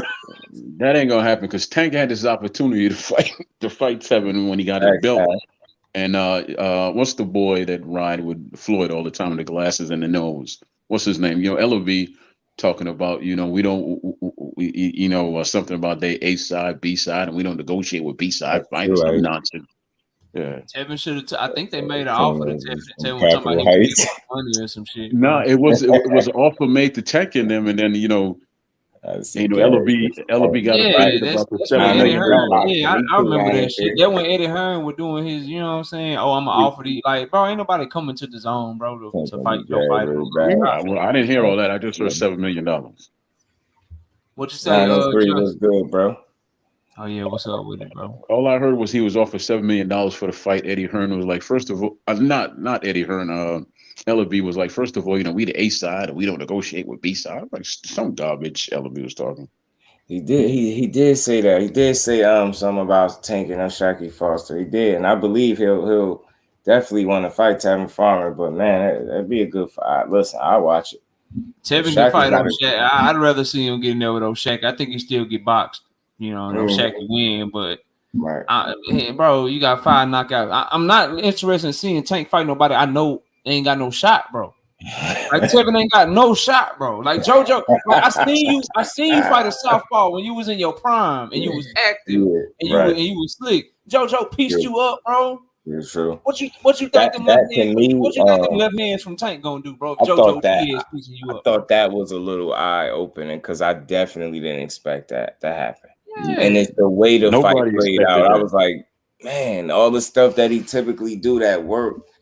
JoJo just kind of had to answer for it that night. He kept blinking and some funny stuff going on with his eye. His eye already a little, you know what I mean? Now imagine Tank. Going on with his eye? Imagine Tank just going into Mario Barrios mode or going into what JoJo Diaz did to Tevin and just put his high guard up and start walking to him, bro. That's gonna be bad. Yeah, I ain't trying to watch that shit, bro. It's NyQuil and melatonin. And what's good with it? He said glasses.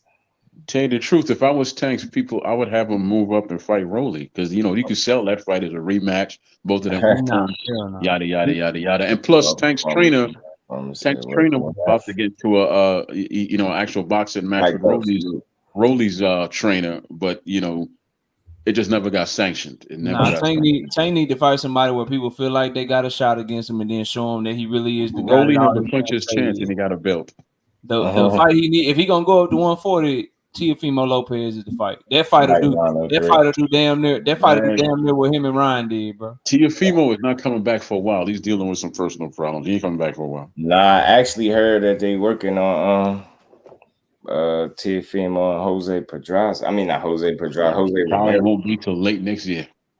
What did they say? Something possibly what Dub said, something right, Super Bowl something. He said, I got double check, but I know he did say that. I read that somewhere, and then he did. Yeah, Dub said Super Bowl Jose Ramirez, Teofimo Lopez. There you go. Right. So look, man, I watched that fight. Think it'll be a good scrap, man. Jose Ramirez and Teofimo. Yeah, it should be a good scrap. Yeah, definitely right. That's a good little first title defense. You know what I mean? Right. I ain't saying he's gonna win it, but I definitely think he got enough to really make that fight fun for us, man. That's what I'm all about, seeing the good fights, man. Yeah. I don't think Tank. I don't think Tank and Tio is a good look for Tank. I think he has too much for Tank. Bro, what you mean, bro? He's the lineal champion at 140, bro. He's the man at 140. Nah, they need to fight.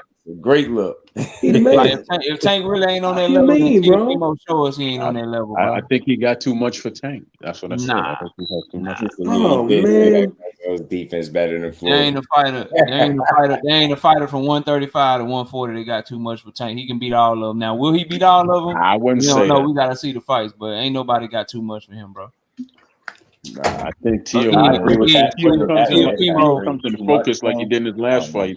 He gonna be too much for Tank. He came in focused against Loma, and Loma did just fine. It was very competitive, bro. Like he ain't nobody just watching Tank Davis. Loma's a boxer though. He's a real. So is Tank. He's a top level boxer. So is Tank Davis, bro. Very true. Tank is a good fighter, but he's not like that. No, very good though. He's actually you're right. He's not like Loma. He's more talented and bigger. No, he's not actually. No, he's not. Yeah, I can honestly say that. I can honestly say that. Pat Bell, what's good with him, my bro? How you feeling? I think he is. I mean, look, Lomas is a hell of a fighter, man, but he had a hell of the machine pushing the hell out of that dude. Yeah. And that's where he's Caucasian, brother. That's what happens when you're Caucasian. I'm not saying that, but that's definitely good, bro. But I just feel like if he was that guy that they built him, like, just think about some all them damn amateur wins, bro. And I said this, and they probably hate me for it. The dude was a better amateur than he was a pro, man. He was a pro as an amateur. He was a pro as an amateur. He was a grown man fighting teenagers. Can I say this just real quick, bro? And this is why I believe this, bro. Like at the end of the day, I just believe that there's a reason that one guy has to be an amateur till he's 27 and the other guy turned pro at 17. I believe that there is a reason that Salido is able to be like, bro, like say what y'all want, bro, but you put Salido in that motherfucking ring with Tank Davis at any point in his career. Fuck y'all think happening, bro? A NyQuil. And then let's talk about how competitive Jorge Linares was. Really, bro, with that chin against Tank. Come on, dog. And then they got common opponents. They both fought Pedraza. Who looked better? Luke Karma, how you feeling? So it don't matter who looked better, man. This idea that Loma is just on some level, bro, that Tank ain't on, bro. Stop. I just hate but that's the problem with Loma overall. Like that I have, they make it seem like this dude is just on some level that the rest of these fighters can't reach. And then when you look at the record, this man is 17-3. The only thing that Loma does better than Tank is his feints is better. The box. And that's it, bro. He lost to a journeyman. I mean, what you want to call Teofimo at the time? What Teofimo had 15 fights? Like, I just don't know, man. That's just I don't know. This dude, it's the same dude that gave up the 12th round in 2 of his fights. I just don't know, man. Loma is good, but they definitely put a lot of sauce on that. Sauce on Loma, yeah, bro. Jonathan, man. fault Loma going to sleep, bro. That's the Loma, bottom line. Lomachenko, man, was this era's great white hope. So that's why it was pushed like that. Him and Triple G and Tyson Fury. They this era's great white hope. The mystique of Triple G. Just let me ask you this question, then I'm gonna step down. Nah, what's good, yo? Talk to me.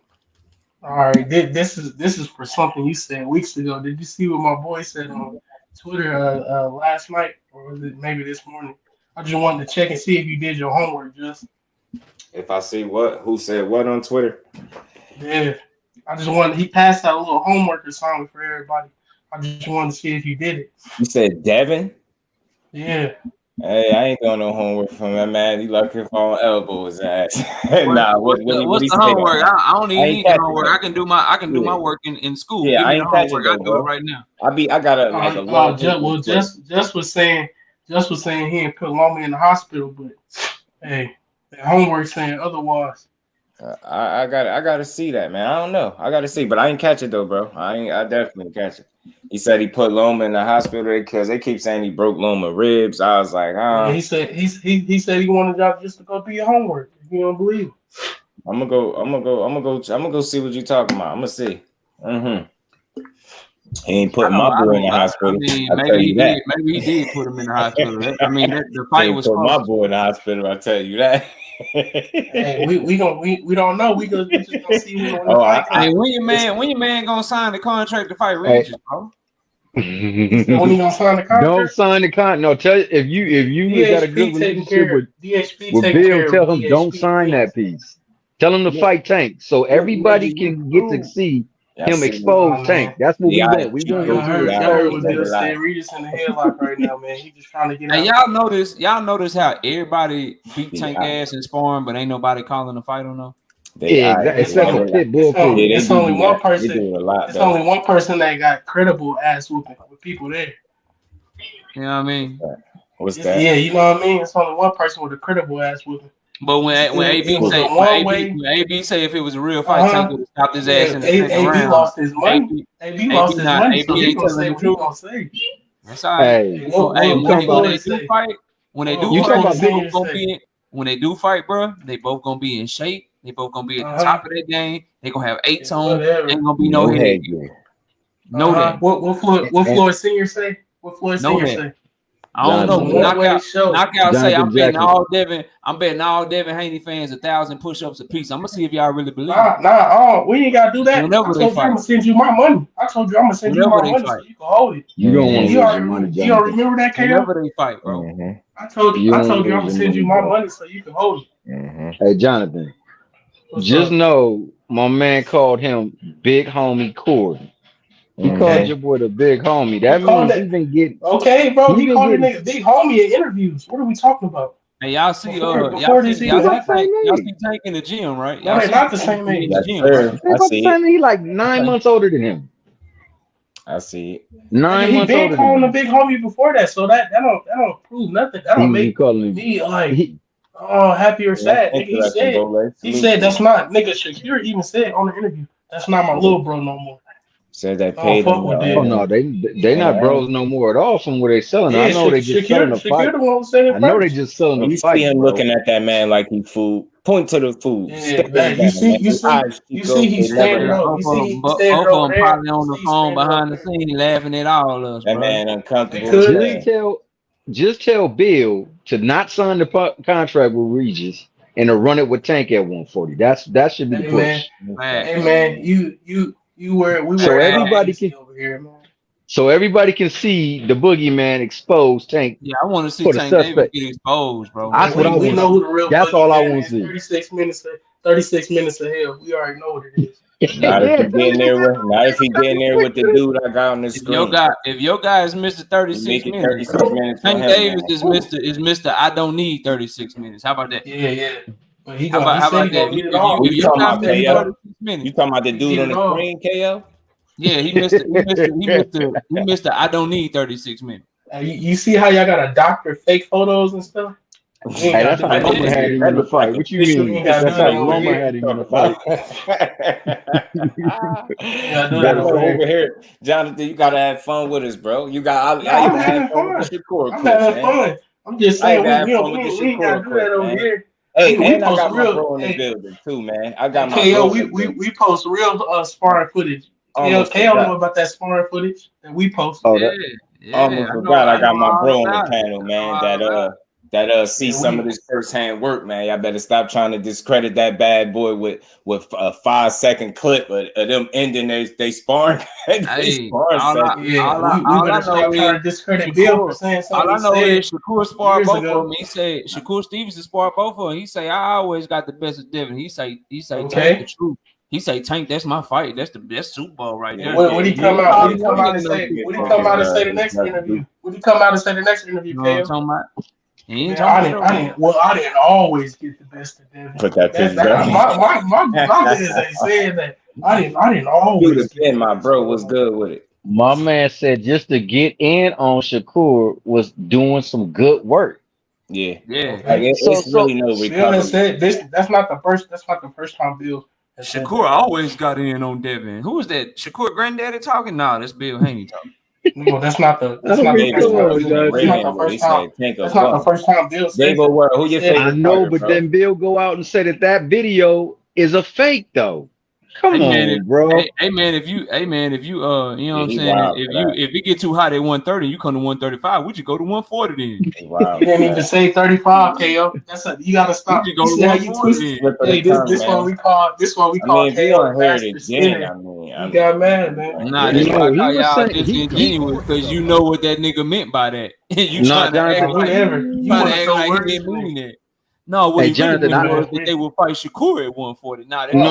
Everybody gave up. Jonathan, he was talking about if it get high for you at 130 because he knew he was struggling to make it. You know, this is how you know, like y'all down bad as fans. The fact that y'all running with a man saying he tired with a big ass smile on his face, y'all running with the mind you. Let me just point out how easily influenced y'all are. You didn't see a single punch being thrown. Not one single punch. I'm tired, Dad. You got me, Dad. I'm tired. Yo, just think about this. Yeah, that man tell he was tired by the way he said he was tired. He lets his father and his fans do more talking and fighting than he do. That man got pressed out from the minute that man entered 135. And his energy has shifted dramatically, and y'all know it. You ain't gotta talk. I'm tired. He wasn't tired when he got in the ring with him. I'm tired. Y'all know that's tired. I just don't want to call it out. I'm gonna call it out today. Just wanted to jump through the screen. Hey, were there any punches thrown in the sparring footage that they dropped? I'm just asking. Nope, not one punch. Both videos been out. Down bad. When you hear out his father's mouth say you got off on videos. Did you hear what he said, or do y'all need to play it again? Play it again. You can play it again if you want to. Give me a second. Again if you want to. Go ahead, play it again. We thought that we was getting points. You dig what I mean? Because Core is an Olympian. Core always then got in on Devin. Nigga, are you crazy? The whole shit started because it was live that we're in there with Core. Not Core is getting out on us. Like, Go to his boss talk interview. He said the same thing. The gap was like this. Ain't no recovery. It is just. Ain't no recovery. Both videos been out. Yes. That's why y'all mad about it. That's why people go hard saying the man worked with the FBI and he didn't even record it. Y'all blaming him for what another man did. I don't move like that in real life. I don't. Every man is accountable and responsible for what they do. If he posted it, charge it. Say, yeah, you shouldn't have posted it. But don't say he recorded it. He did this. FBI this. He wearing a wire that. What is it when Bill is releasing sparring footage? What is it Jonathan? Sending 5 to 7 second clips to content creators so they can people know they're getting recorded. Where is this energy before this clip even came out? If you cannot tell me where your energy was at when he released Hector Luis Garcia's sparring footage, when this dude released this, sending 7-second clips to people so they can push narratives for his son. You know why Shakur don't need narratives because he's really like that. Y'all been pushing narratives. Let me tell you what the energy is.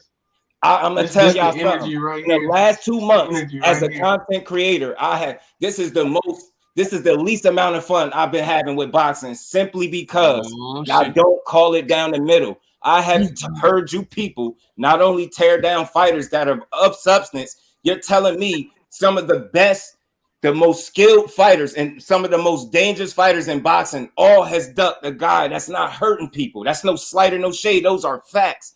I had to sit back for the last 2 months and hear people draw narratives, and I'm up to number 5 different fighters that they said duck this man, and one of them is still on the hook for that's supposed to fight him. This is what we dealing with. 5 different fighters. Where y'all energy be at for these false narratives? If somebody, and let me use myself as an example, right? I get mad when people say everybody ducking Shakur. You know why? Because that's false. But when people put it in context and they say, hey, man, Pitbull said no, the Pater said no, Loma saying no, Dad tucked his tail, you know? He tucked his tail. You knew that was going to get a reaction. That's why y'all notice. Y'all Shakur don't need a whole thing. He don't need his people to argue for him. Everywhere on YouTube, people are arguing for this dude. You can't even say nothing about him. You can't even. This is why they're releasing 5 seconds clips with nothing happening but somebody saying I'm tired. And just like some the fans that y'all all over it. Y'all ain't even see nothing happen. And your boy the fans. Yeah, he quit. Your boy the fans. He didn't even want to stand in the ring with that man. Talking about I'm number 1, looking uncomfortable. That man looked uncomfortable, bro. You look on number 1. About to make that victory and all types of weird stuff. Like he didn't let Loma enjoy his victory. You get what I'm saying? Like why is somebody supposed to let him enjoy victory? Shakur gave him. This is what y'all really don't like. And I love boxing, but I'm gonna call it down the middle. He gave him the same energy he's giving everybody else that he claimed he wanted to fight. And when the real one stepped to him, he started letting everybody do all the heavy lifting and arguing for him, all the talks, all the YouTube mixtape tour that his dad doing, the damage control, that shit is not working. If you got that's why he's sending bottles. After you hear a clip like this, that validated everything Shakur been saying for the long. That's why your man sending bottles. That's why your boy sending bottles. You get what I'm saying? I already know how it's gonna play out. You get what I'm saying? And I'm willing to bet people. I'm not a gambler, but this fight, I'll send you more money too. Just what's up? How much you want to bet? In this fight, you trying to lose bread? I'm willing to bet. I ain't gonna lose bread. I already told y'all what it is. Man doing the ring better than 36 minutes. 36 minutes of hell, man. I already know what it is. My bro A1 Hoop Zone, man. Pardon me, let me catch my bro A1. He said, y'all let me know what color mercies y'all want. Up here saying my guy hanging on every word they say, all talking about hey, man. Tune in for November. It's gonna be a fight, and it gotta be some talking, man. I keep telling y'all. Just imagine this for everybody that's mad at the fighters that talk. They fight on the weekend. So if nobody talked at all, what would we have to talk about? Just the fights. Like so I love to talk because you know why I love it? Because I know he's gonna stand on business. And that's why he's been getting slandered for the last 2 months, because people know he's an immediate threat to their favorite fighter. I don't give a damn what nobody say. How good you think your favorite fighter is, you know a threat when you see one. This is why they're doing damage control right now, and it's not working. That's not acceptable. Out here. That shit ain't gonna work, bro. That shit ain't gonna work. Imagine trying to making people quit when you go 12 rounds in all your fights. Imagine. And we ain't never got a box again. Well. I already been getting these bets, but now it's time for you to get your just do. That's not acceptable. My brother E1. Hold on, I missed my else too. Pat Bell, my bro, what's good with it, Pat? Appreciate you, man. Much love and appreciation. Salute, keep doing your thing. You already know. Much love and appreciation. And we ain't never got a box again. Well. I already been getting these bets, but now it's time for you to get your just do. Yeah, I'm back. My bad, y'all. Y'all know I just had to go on one. But yeah, man. So look, man, I had fun with this. Some of y'all did. I don't know. Y'all take it a little too serious. I be having fun, man. I'll be having fun. I know an ass whooping that's coming when I see one though. Yeah, we do too, Jeff. I do too. It's a 36 one coming. So why we talking about it, man? Because you know I like messing with you on this, man. It's fun because I think you know how not to get emotional. So it's fun like having this little conversation. But what do you see him doing in the ring that he do better than Shakur? What do you think? And not just that feet work that you said the last time. Break it down. And it's a friendly conversation, so it's all good. So I just like that. We talking to me. Like that. Yeah, he talking to you about Devin. Devin and Shakur. Yeah, but y'all like what I said last time? It's the same stuff. No. He just wants you to break it down. I mean, we can refresh it if y'all want. We can go to. I can talk about this for a full 36. You know what I'm saying? Okay, give us that 36 minutes of hell right now. You know what I'm saying? I already said y'all already know it's to KO and my bro Mo City, man. Much love and appreciation. Grind hard, salute to you. Pardon me, family. I see you in the building. That's the KO already know. I ain't drinking nothing. Y'all know I like messing with y'all, man. But y'all know this. I'm gonna always say this for myself. I had my fun and I stand on what I stand on, but y'all can call me out if you ever hear me tearing the fighter down. I'm gonna have my fun though, but I ain't gonna tear him down. I'm telling you, what separates them without even getting into the X's and O's, one of them is a very good fighter and one of them is special. That's what I think. That's the separation. You're right. It's the one that's 36 and 36. He still got to prove it, right? And I think one of them is just a really good fighter, and there's nothing wrong with that. If I'm wrong, it's the reason why one of them named Lord. I'm wrong. You get what I'm saying? I'll find out. It's the reason why his name Lord though. They get in there. It's the reason why his name Lord though. Just you're a fool, bro. I want to let you know that. It's the reason why they call him Lord Devin Haney. Yeah. Yeah, I mean, we ain't gonna find out who's better till they get in there. Right. Devin Haney got the longer reach. He got a good jab, but it's not that effective against southpaws. But I think that's cap. He got the best jab in boxing. Let's stop. Not against southpaws, bro. Not against southpaws. Jojo Diaz, Lomachenko. He didn't land a lot of jabs. Well, the plan wasn't to throw the jab. I'll give you the JoJo, but the plan wasn't to throw the jab on Loma. And I'm not gonna argue with it because that wasn't the plan. Yeah, I mean, he was coming forward on Loma. You don't think when he get in there with Shakur, I think his best chance is to make him come forward. Now let me say this. I hear you, Jonathan. Now you telling me a guy that is known for possibly his best punch being his jab is gonna go into the biggest fight of his career, and he not intend on using that weapon. Think about how you would handicap yourself. No, I didn't say he did use it, but he didn't use it as often because that wasn't a plan.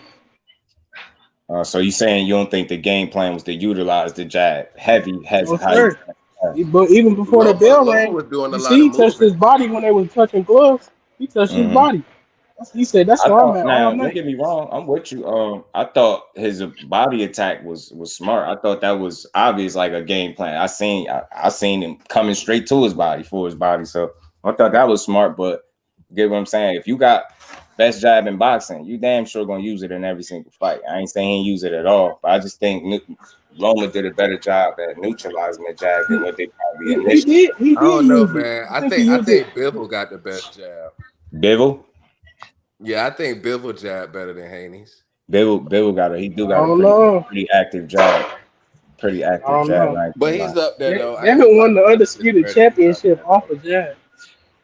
But I ain't know he was that good to the body, man. I ain't never see him punch nobody to the body like that. Got Lord scary. Yeah.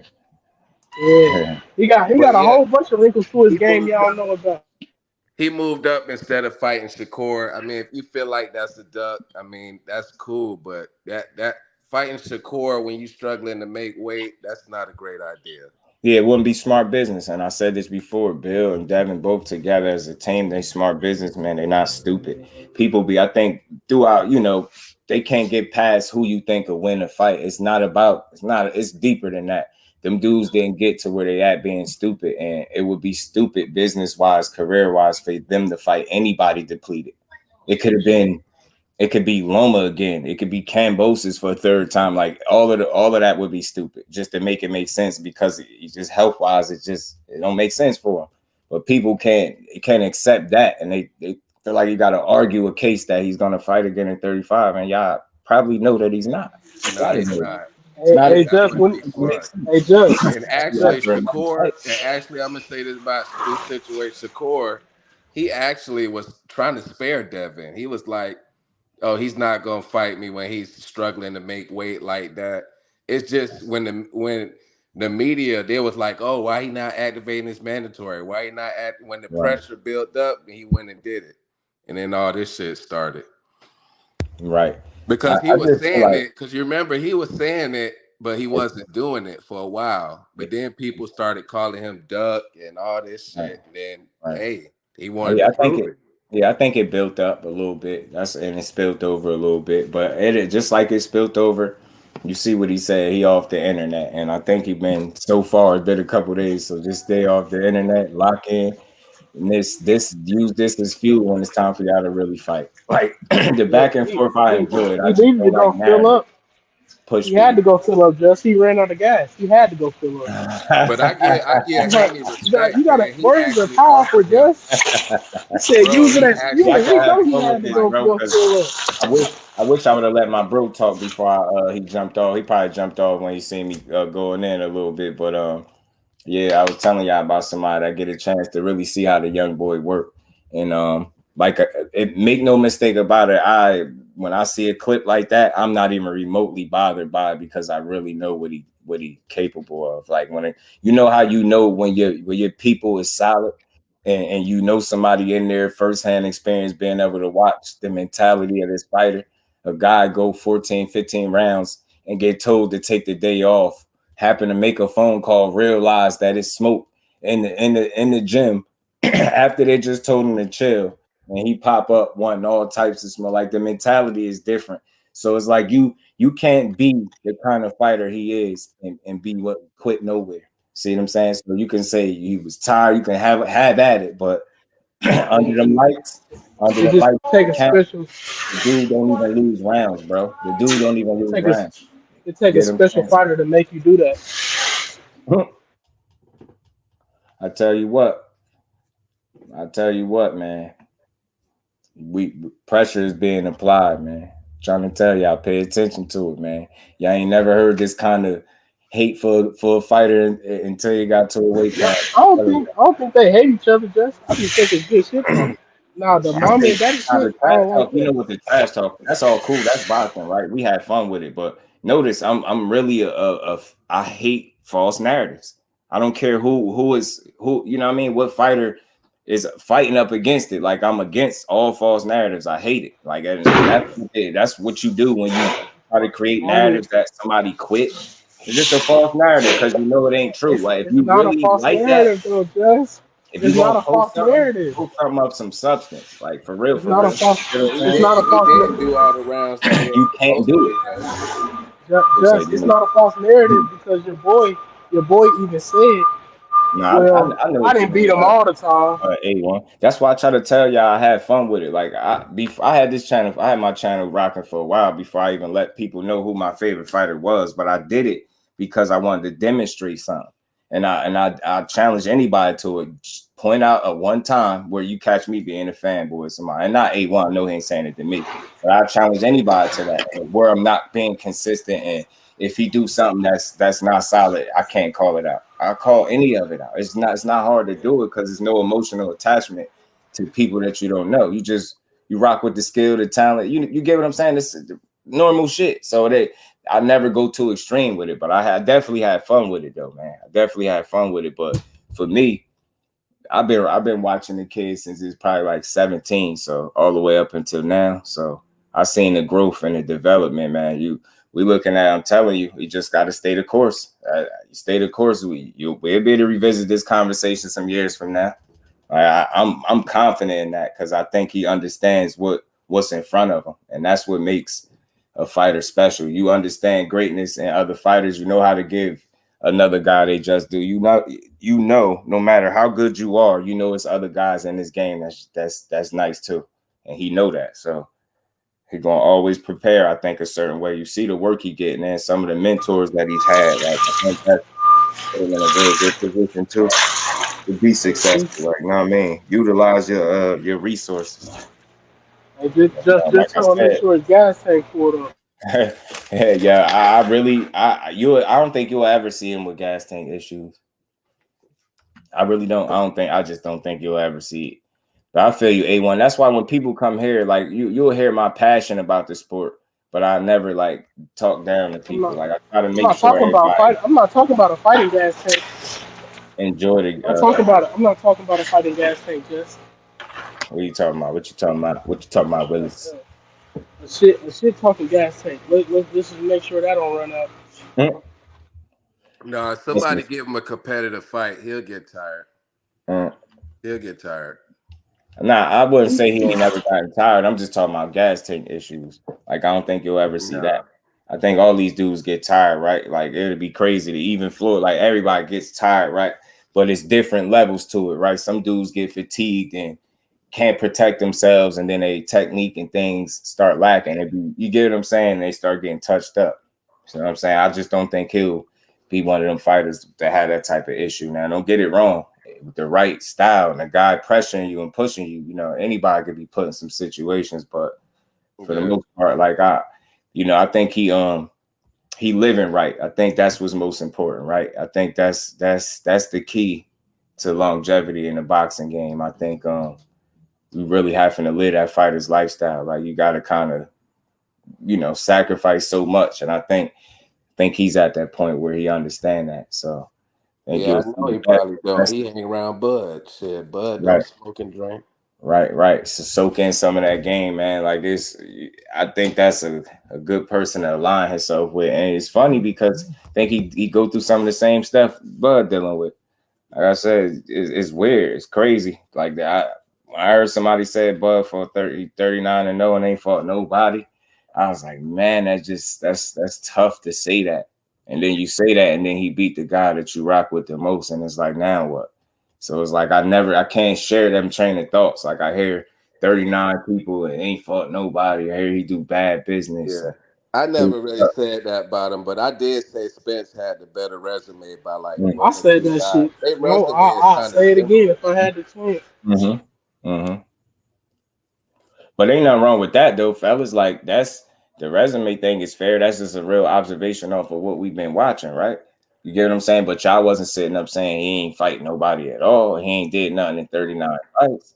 I just think that's being unrealistic. Just think about the masses. If you had to put that opinion out to the people, who could really back that? Like, what are we saying about boxing if we slighting a guy that was accomplished? That's crazy because that's what Spence and Derek James was saying. That he ain't fought nobody. They were saying all that. I really. What Derek James supposed to say? What he's supposed to say? Yeah, I always look at it like this, bro. In the fight game, it's a certain way they can talk as opposed to us talking it, right? Because we just observing full on, like they involved hands on, like they're the things that they're gonna say it's a little different. Like, all right, for instance, like a fighter calling another fighter a bum. I feel like they can talk or saying the fighter ain't good. They can talk like that because they really can get in there and prove it. But, you know, that's why I don't call fighters bums for that reason. Like it's a different perspective that they can have because they actually do it. So I try to like, you know, have respect for it, you know, from a standpoint. I don't do what y'all do. So I'm not going to, you know, downgrade or downplay everything you do in boxing just because you ain't fought one or two guys I wanted to see you fight.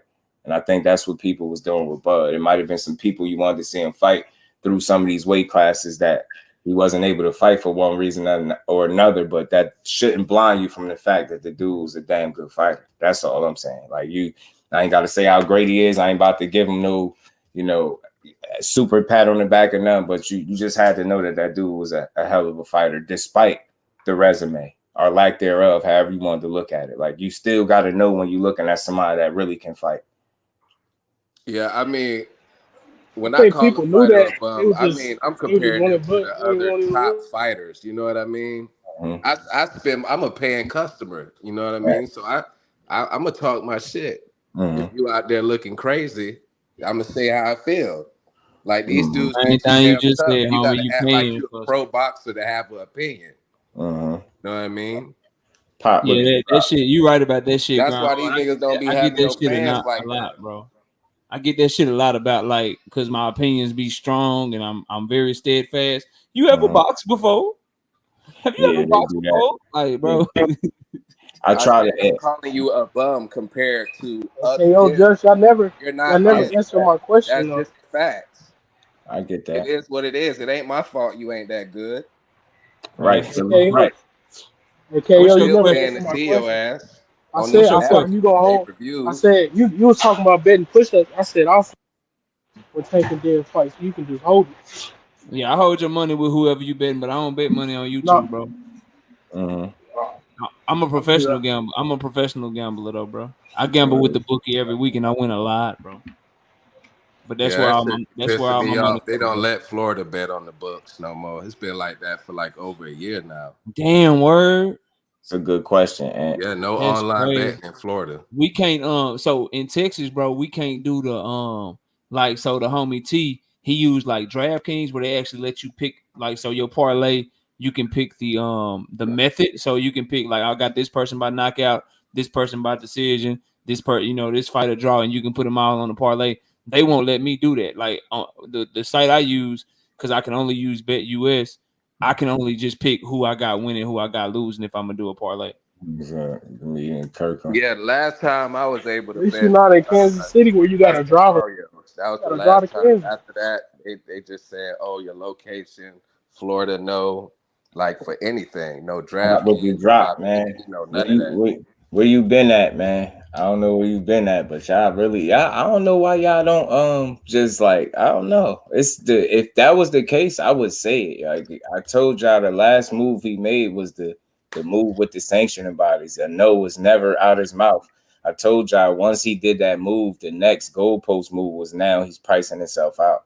I love this shit. We talking shit about gambling and Justice looking for the smoke. I'm just like this is the only guy that's non-biased, bro. And y'all don't change my homie, man. I appreciate you saying that. Like, but look, man, tell me if I'm wrong. I like to clear up just the narratives. Like he never said no or was never 50-50. That letter, that's why I pulled it up and we read it together. They just made a case. Like, I need people to understand the fact that he said he was going to 140 after that says nothing but what he already was going to do.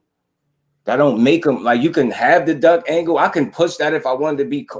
I'm past that. Like, nah, he going with what his body is telling him to do. Am I going to fault that man for that? No. But to say that. You know what you're doing, bro? Or pricing themselves out when those are not no facts. They just throwing that out there. That's more that. You know what you're doing, bro? You know what you're doing? And it's kind of what's happened to me too, bro. With my shit, like you a SHAKUR fan, and Quincy so you basically people think you on the offense against Devin, but you basically just defending SHAKUR because they just keep putting the label on them and putting the jacket on them and putting that shit on them over and over and over again. Like, bro, they do the same thing. They do the same thing to Tank, bro. That's why it's like, oh, you hate Devin or everything. You don't like Devin. No, bro, I'm actually a fan of Devin, but y'all just keep painting these bullshit ass narratives, bro. That I just have to hit down. I shot down false narratives in favor of Devin Haney when people was talking that pillow fisted and chinny. I'm like, because of what y'all basing it off, I don't even like to argue, but I'm like, I'm gonna shoot down the narrative. If you're telling me a guy is chinny because he got buzzed in a fight when a guy had more knockouts, I believe, at the time than he had fights, that's an exaggeration, bro. Like he ain't been dropped yet. It's just like when somebody say, Keith Thurman can't take it to the body. No, he gets hurt to the body because how many times have he been dropped with a body shot? So in terms, get what I'm saying? I'm like chinny hot off what? He been hurt one time in his career. Lenores is chinny, bro. You know what I mean? Exactly. And then he got caught with a punch that he didn't see. We all know those are the ones that shake you up. And that's exactly what happened. In terms of the pillow fisted thing, I'm like, all right, now I'm not trying to say he no puncher. I want to be clear. But if he's his pillow fit, the way y'all making it seem, why people ain't just running him down and getting him up out of there? and just showing no respect. Like I said, Paulie, no disrespect to him. Did you see him in Sean Porter fight? Man, that's when somebody. I want to see somebody treat Devin like that. And don't tell me, get what I'm saying? Kambosos never gonna get to see it. Why he didn't do it? Like, I'm just saying, if he ain't got nothing at all on the punches, the way people was, and that's to the haters of him. I'm like, yo, then these dudes would be walking him down a lot more easier, in my opinion. I think so. So I just hate false narratives for any fighter. You get what I'm saying? Just like the Tank thing, don't fight black fighters. And even if the ones that he fought are guys that we don't remember the names of, that's not the point. You say he don't fight none, right? Then you pull up the graphic that shows that he do. Then they move the goalposts and say, oh, y'all don't know them. That's not the point. You said he don't fight none. Now it's something different when you see that that's not the case. I just hate that in boxing for any fighter. Stop putting Jack is what I'm saying is when we got quality fighters, why we don't appreciate them? Why are we content with putting jackets on the quality that represent the sport? It's like every time you don't fight somebody, one fighter don't fight a guy he should fight, and now he got 2-3 jackets on him. He ducked this one, he ducked that one. I'm just like, yeah, that shit is tiresome. Nah, we got some great fighters in this sport, and y'all know y'all got to consider the business side. Stop acting like it's 100% a duck every time a fight don't come to fruition. That's just not the case. It's not that cut and dry like that. It's not that black and white where you know what, this fight didn't happen. Duck. I literally heard Regis duck Devin Haney, and they still like negotiating supposedly the fight. How did he duck him? How? I see multiple duck videos. All right, I'm like, yo, y'all can't tell me people don't be stretching the truth. I'm like, y'all be bugging. Just let the fights happen. Why people gotta duck them? Like, let the fucking fight happen, bro. He said, hey, don't duck me, KO. He said, you'll bet me some bread on something though. Bro, what does Devin Haney do if this Regis Prograis fight don't go through? Because he got ordered for him and SHAKUR. So wait, he gotta go through. Regis can't go nowhere. He in the headlock. Appreciate you, Philly. Much love, bro. But Regis saying they ain't offering the money he wants. Man, that was old. You gotta catch up. Yeah, but ain't nothing announced yet. What the hell's going on? Gervonta. Go look at Eddie Hearn's story. Hey, go look at Eddie Hearn's story. That's what he do. But yeah, Eddie Hearn just posted on this. SHAKUR got punched in his stomach by Valdez. He said he felt like he had to throw up. I thought that was funny, and I appreciated the honesty. I know people look at that, and I heard it already. He don't like it to the body. No, nobody do. He might have been too honest right there, but I love it. I thought it was funny. I laughed as soon as I heard the clip, and I shared it. Like, there's nothing too high. He's not invincible. I'm never up here trying to make it seem like that's the type of fighter he invincible. Hell no. But I just believe we got a real good talent, man. You just got to stay focused, stay the course, man, because all it takes is one bad night. All it takes is one bad night. What's good with it, B-Dog? Kirk Douglas, what's good, bro? That was funny to me. He said, man, I told my grandfather fire got to throw up. Just like with Zab. Who back in the day was Mickey Ward. And he said everybody was telling him, what was it, a liver punch that Mickey Ward had? What was it? He had some type of, body shot, left hook to the body, something it was. I think they was telling Zab about this shot before he fought him and stuff like that. And I think in the fight, he got hit with it. Say he went to the corner. He was begging his dad to stop the fight. He's like, stop the fight. He was begging. This is a fight that he won. So just think about that. Everybody got to go through it, bro. And the thing is, I try to tell people, the only reason we know that is because he told us that. Watching the fight, you wouldn't have known that. But seeing it back, I know exactly what moment and what punch he talking about when he got hit to the body. He tried to play it off like it ain't hurt. Oscar Valdez was in there on him. I'm telling you, at least he ain't full of that and his team get stretched. Better that. I'd rather have him feel like he about to throw up than him having to get woke up and they got to explain to him what round he got knocked out in. Oh, man. Mickey Ward, I'm telling you, his body work was serious. Zab said, man, I wish I should find the clip, man. It was funny. Man. He's like, man, stop the fight.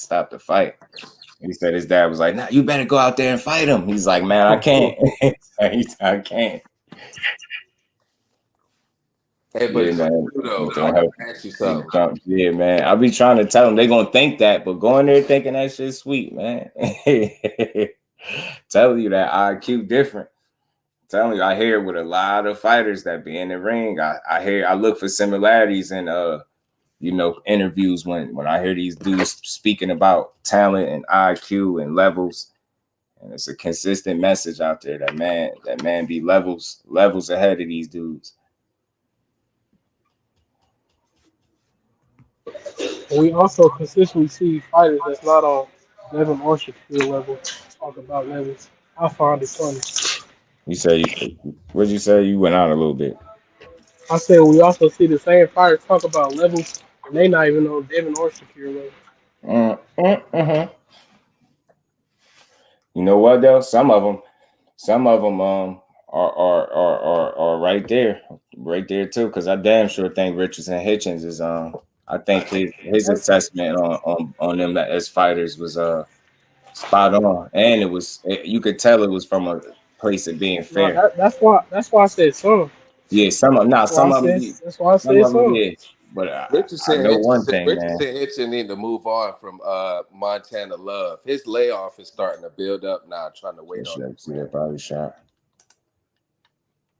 I'm not sure. Robbie Peden. I'm not sure if I even seen that fight. I'll look it up. You'll give me some homework though. You give me something to look up.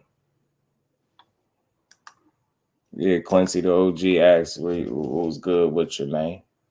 But yeah, some of these dudes, man, I like Hitchens, man. I like this breakdown. And it's another guy that had a good breakdown of fighters. I know people don't really like to hear it because it don't favor their guy, but dude tried his best to not say who was the better fighter, but he had to say, he just said, F it, man. I'm gonna just tell y'all. Hold on. Where you at?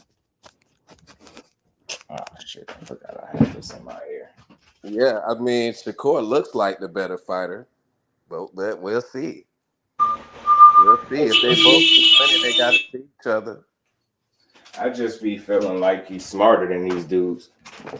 Like people, it don't just be, a lot of times people focus on the physical stuff. I'd be like, before I even get to that, I just be feeling like he's smarter than these dudes. And I feel like that's what's gonna get him over the hump. Them skills and IQ, man. Just being a step or two ahead. I can't lie though. If he beat up Devin Haney so much over the years, though, why can't he sign that contract? To be honest, it wasn't no contract. He didn't want that smoke. It wasn't no contract. Now you got to fight Frank. Yeah, even what's the name? Potentially be a just as much as dangerous fight for one belt now. But even his dad alluded to the fact that it wasn't no actual written contract, and Bob Arum even shut down that the 25% thing had no substance. That's why. And again, told y'all, like, I just followed the steps. Like if he would have did something wrong, I would call it like the only leg people got to stand on is not accepting the first thing given to you. But again, if you really want to have that conversation, you allowed to negotiate, and that's what people are like. They throwing that out the window. They're like, nah, you either take what you get or you don't want to fight, and that's not realistic. You might want to pull that angle or push that because it makes you feel good about your fighter, but in reality, if you want to fight somebody, you negotiate. You don't just take whatever given to you. And he had the right to negotiate, which is the step that he took. Now, he did it on his timing. Like, I know people felt like he had a certain time limit on when he was supposed to make the move, but I don't think that was the case. I think the move was made when it needed to be made. And like I said, I just don't think the fight came to fruition because it wasn't in, their plans. And his plans is exactly what he doing, Regis program. Hey man, look, bro. Let me say this, bro. Let me say this, just because that right there, my bro. That right there is a microcosm of what I be talking about, right? So take the fight. If Shakur really wanted to fight, he just take the fight. He shouldn't have tried to negotiate with Devin because he really want what Devin got. Well, by all accounts, right now, ain't Devin and Bill ain't signed the contract to fight Regis yet because they really negotiating right now. But don't Regis got what they want? He ain't got four belts. Don't Regis got a better one that they claim they want. So Devin get to negotiate. And this is my problem with y'all, bro. Devin gets to negotiate. He can negotiate. It's cool for him to negotiate. But anybody else trying to negotiate, if they don't do exactly what you want them to do, or exactly what Bill want them to do, or what Devin want them to do, y'all get on their helmet and shit, bro. Meanwhile, your fighter right now is not on the DAZN schedule. Your fighter right now is not on the Matchroom schedule. Him and Regis right now ain't time for it delivered because that nigga is negotiating. It's only okay when it's him, though, bro. And that what did Eddie say? Eddie said negotiations, bro. He's lucky he offered him anything. This is his second fight in the division, and he getting offered himself for undisputed. Like, that's my thing about Devin Haney. It don't matter if it's below his worth. I don't give a fuck. I don't give a fuck. All you offering me, bro. All you offering me is an opportunity to pay sanctioning bodies more money, bro.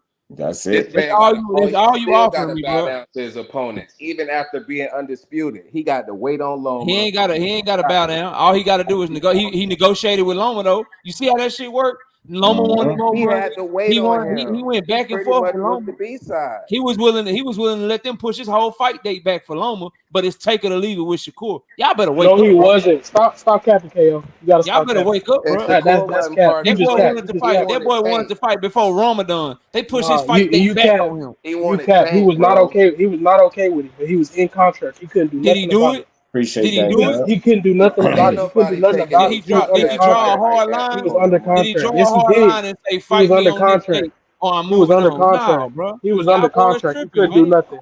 He was under contract. He couldn't do nothing. Oh, he was under contract, but y'all said Tank should have sent him something to get him out the contract. You see how you put your foot in your mouth? He was under contract for Loma, but he wasn't under contract for Cambodia. I said he couldn't do nothing. He couldn't do nothing with that fight. He couldn't do nothing with that fight. That he don't make the decisions. That was Bob's decision. Like I said, bro, you ain't got no problem with him negotiating what he thinks he's worth to fight fucking Regis Prograis. But you got all the problem in the world for Shakur. They already negotiating. They're looking for a venue, KO. They looking for a venue. Now you just push a narrative. I don't push narratives. I tell the truth, bro. You doing it right now. Okay, so me going based off of Regis saying that Devin ain't signed yet, I'm pushing the narrative. Regis would know more than me. Well, okay, Eddie know more than both of us. What did he say? All right, then. We don't want to. What did Eddie say? He said the fight is done. He said the negotiations are done. They're just looking for a venue. So if you don't trust what Eddie said, oh well. They looking for a venue, but they had a date already. But the date got moved. Regis' contract had a date on it. He said for October 28th. But now they looking for a venue. He didn't say October 20. He didn't say October 28th. He said Regis just did an interview on Fight Hype yesterday. He said it had a November date. All right, bro. Y'all got it, man. Y'all got it. Devin do what he want. Everybody else bend your knee to Devin for some reason. A nigga that don't say it, bend your knee to him. Ain't nobody bending his knee. Ain't nobody bending their knees, but I don't want you just saying. That's what y'all want, though, bro. Y'all calling Shakur a duck because he didn't take a low ball offer just because Devin was willing and desperate enough to take an offer that he deserved more than. Don't mean somebody else gonna do the shit. It's what I'm trying to tell y'all, bro. Just because he let them bend him over, and fleece him because he wanted them belts so bad, don't mean somebody else gonna let you bend them over. Didn't he say it wasn't about the money? He say that. Meanwhile, he negotiates for the highest purses that he can get in the whole division. Stop, bro. Well, nobody wants to fight him, so good luck to him. He might fight for I'm talking about Shakir. I don't see three other champions. He said it's not about the money. So that's him. It's not about the money. He could have been undisputed. All of these niggas that say it's not about the money is lying, bro. They're lying to you. Yeah, Devin proved that it wasn't about the money. That's Devin. That's fucking whoever has said that, going all the way back to Ray Leonard, anybody that has told you as a fight fan that it's not about the money, they're fucking lying, bro. We can start right there. Whoever it is. So anybody, I'm a legacy fighter. Fuck out of here, bro. You want that back. Devin showed us that it wasn't about the money when he took the low percentage. That is cap, bro. He showed us it was about the money when he took the highest guaranteed deal possible to go over to the zone where it wasn't no names to fight any of the guys he wanted to fight. Why did he go to the zone? For the bag, bro. for the bag. When he left Yeah, and after he made his 2018 money, he in came and made the 2019 legacy he fight. went there And for the then bag. after he got the money, chasing what did he do? legacy. He showed us it wasn't about the money. Okay. What It wasn't legacy did about the they money. have over there? What legacy did they have on them for the zone when he Yeah, signed it? Trying to get fights. They had Ryan Nobody Garcia, wanted but to fight Ryan him. Garcia ran. Ryan Garcia was Ryan his Garcia is a mandatory. golden boy fighter. Eddie Hearn cannot guarantee Devin Haney anybody but a Matchroom fighter because he's the promoter of Matchroom. So again, when he signed to Matchroom and he signed to the zone for the highest guaranteed purse in the division, what legacy was he chasing? He was trying to be the undisputed champ.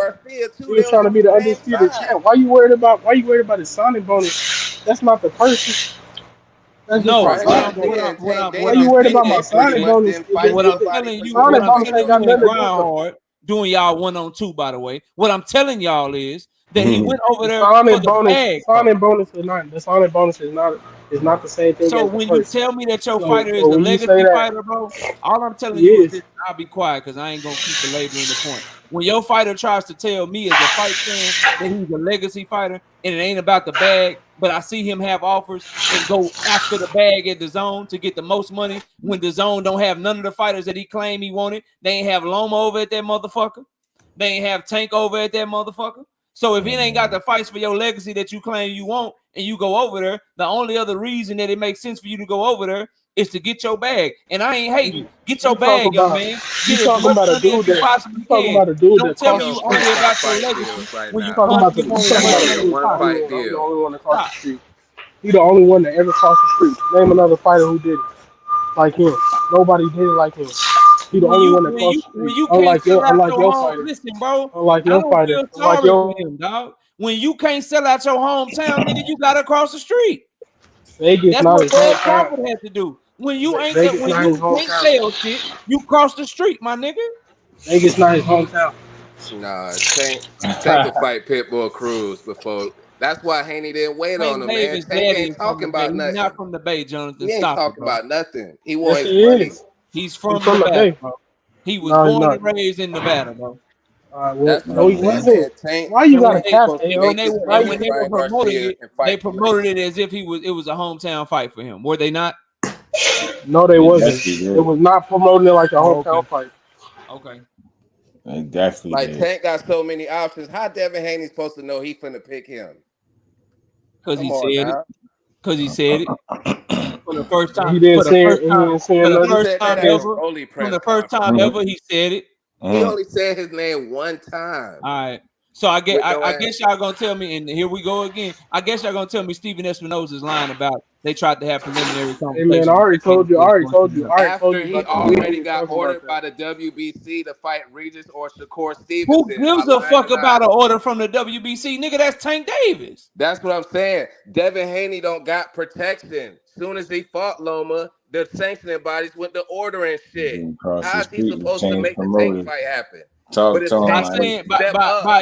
By saying fuck with y'all ordering, I'm going to fight. It would have bad. Y'all legit think Tank Davis. You see how they always want to do the extra stuff. You see how they always want to do the extra. It's on the A side the want to fight. When the A side reach out to you and you say you doing something else, what else is the A side to do? Come on, bro. Way after the fact. Way after what fact, bro? After he got ordered by the WBC to fight Regis. That is not true. I reported way before that they reached out to him and he said he would. No, you didn't, KO. No, you didn't. No, you didn't. That's not even how the timeline. I said that shit way before they ordered him to either do Regis or do Shakur, bro. No, you didn't. They been ordered that. Nah, they been was in jail when they got ordered. No, he was not, bro. No, he was not. No, he was out. The moment he got out of jail, that's when Devin Haney said, "I'm fighting Regis, bro." I gotta look up the dates because I could swear. Nah, KO, you wrong about this timeline. I'm not wrong at all, bro. And at the same time, all that shit sound good. But Tank Davis is the money man. Shit move when he gets shit shaking. If he call you, if his team call you and they trying to make a fight, it don't matter what the fuck you doing. Especially if you did all the things your fighter did before that shit, talking all that shit, especially if what you said, if you standing on business and what you said was true. Y'all don't ask that nigga. Y'all let that nigga say everything, and y'all don't ask him to stand on nothing. This nigga literally is making secret. He stand on everything he said. He stand on everything he said. This nigga is making secret agreements to move up. He making secret agreements. He wasn't doing it by himself. And y'all is cool. He didn't do it by. He didn't make an agreement by himself. So don't get shit on him. This nigga making secret agreements. He didn't make an agreement by himself. He didn't make an agreement by himself. Man, it don't matter. Yeah, it do matter. It do matter. It do matter. You just I hate when you do that. Niggas making secret agreements. Him and you only gonna put the secret agreements on him. That's when you gotta stop. 140. When you go to 140, I go to 140. Obviously, he wasn't the only person to agree with that. Nigga is on camera saying he wasn't the only person to agree with that. We gonna meet up. That means Shakur agreed. Shakur agreed with it. You got everything right now, bro. Shakur agreed with it, so he got mad. What are we talking about? Everything. You got everything right now, bro. You know, nigga did, and he didn't accept the offer. He didn't accept the offer, so he obviously didn't accept that low ball ass offer because he ain't. Yeah, what low ball, snowball, low ball, snowball. Because Devin Haney let himself get fleeced, then don't mean nobody else gonna let themselves get fleeced. All right, well at least you ain't getting fleeced for 3 fights. That boy got fleeced, and y'all want him to, and that's the crazy thing. He got fleeced. Y'all complained about the fucking deal. Everybody knew it was a bullshit nobody deal. Complained about it. Now y'all happy for him to do the same thing. They told Dev he didn't take that deal. He was stupid. That was the narrative going around. Who said that? It wasn't. Not you two. I'm not saying y'all, but y'all know that was the narrative going around. Y'all are not everybody, so don't say, "Oh, I didn't." Y'all are not everybody. Yeah, these busters. Tank can make him more money in one fight than all his fights combined, or Tank is very necessary to Devin. That's why he keeps speaking on his name to promote his own fights. Boom, why you think your boy don't want to, like, let's just keep it 100, bro. Y'all boy ain't trying to hold on to them belts at 135 so that he can come back down after fighting Regis. He trying to hold on to them hoes so he can continue to attach his name to Tank fucking Davis, man. Wake up, bro. Man, if Tank really he ain't said his name. He ain't said his name.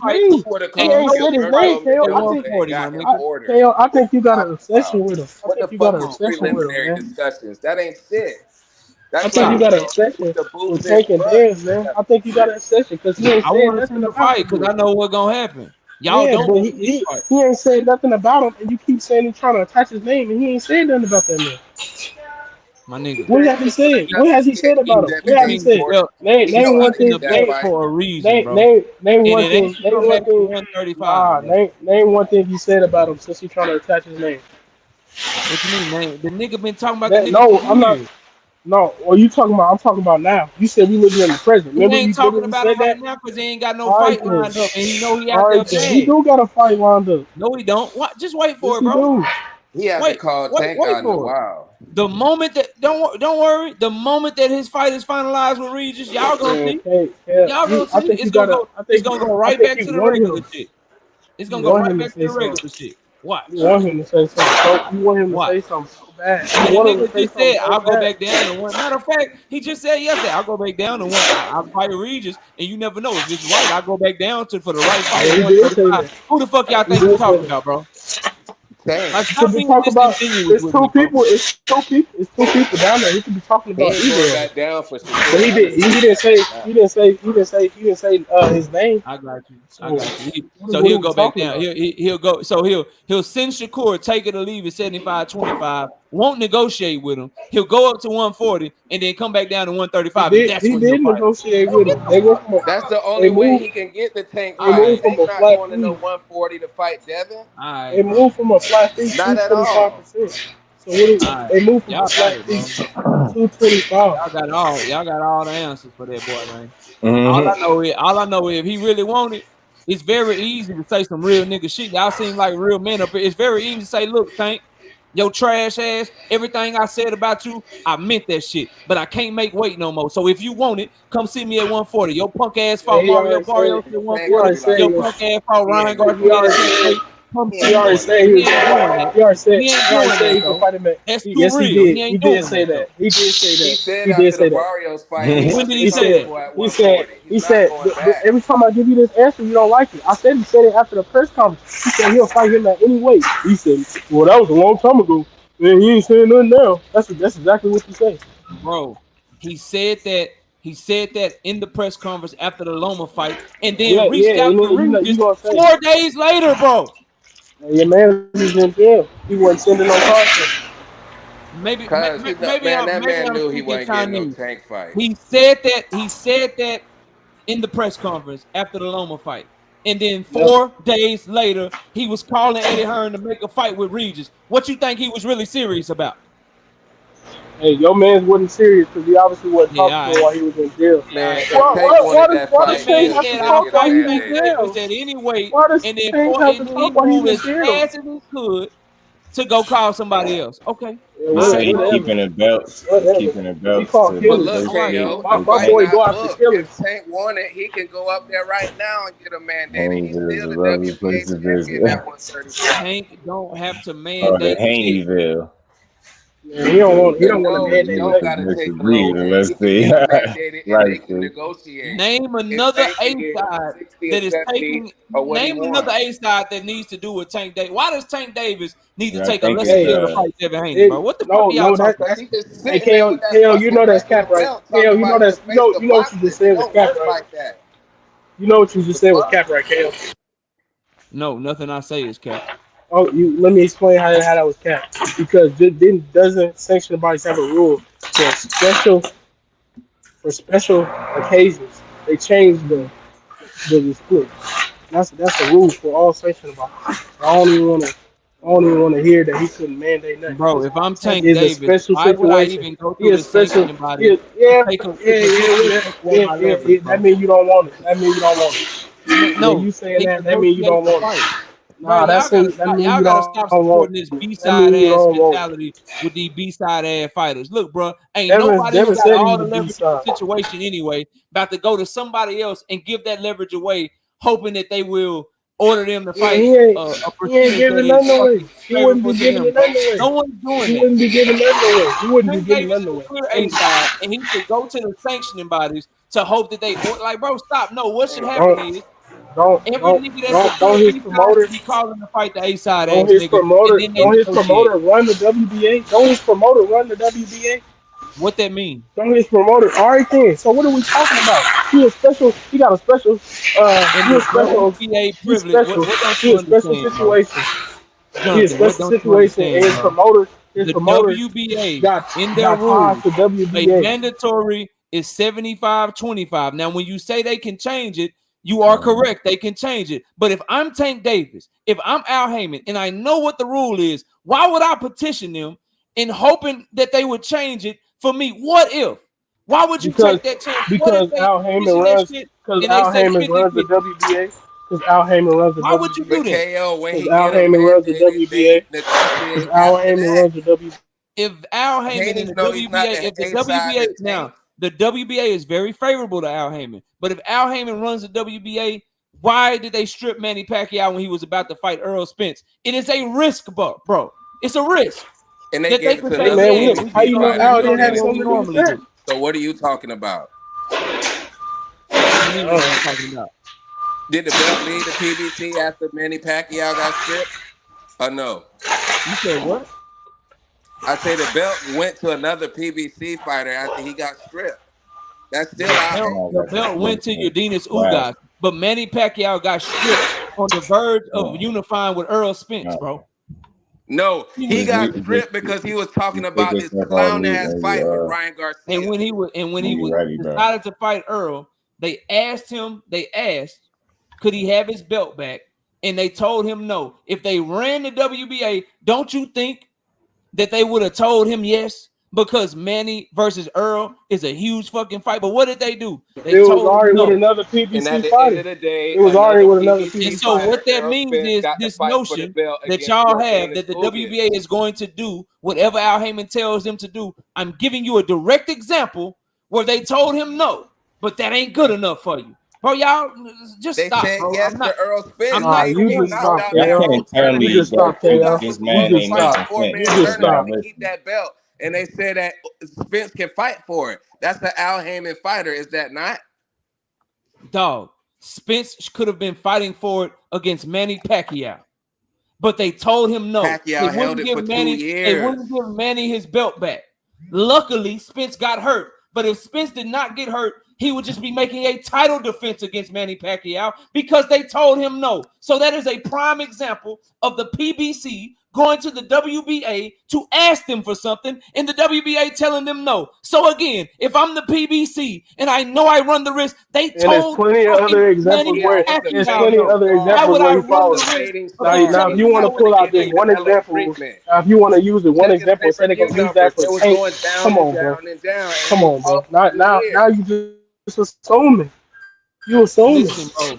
In business, you have to make smart decisions. If I know there is any risk that I could lose my leverage, I'm not doing the shit.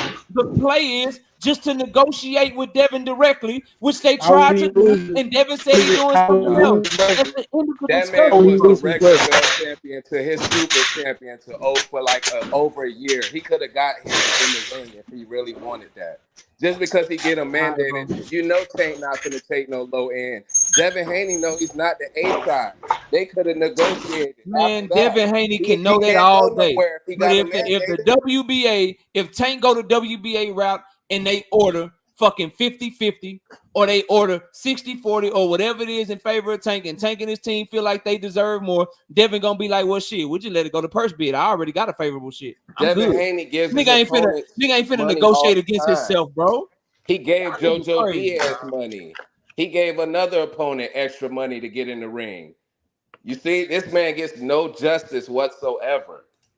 You know what I You mean? already know, Thomas. Justice, bro. Diana, salute, Queen. How you feeling this Y'all evening? got it, bro. I'm out, bro. I'm out on this conversation. Y'all talk about whatever y'all want to talk about.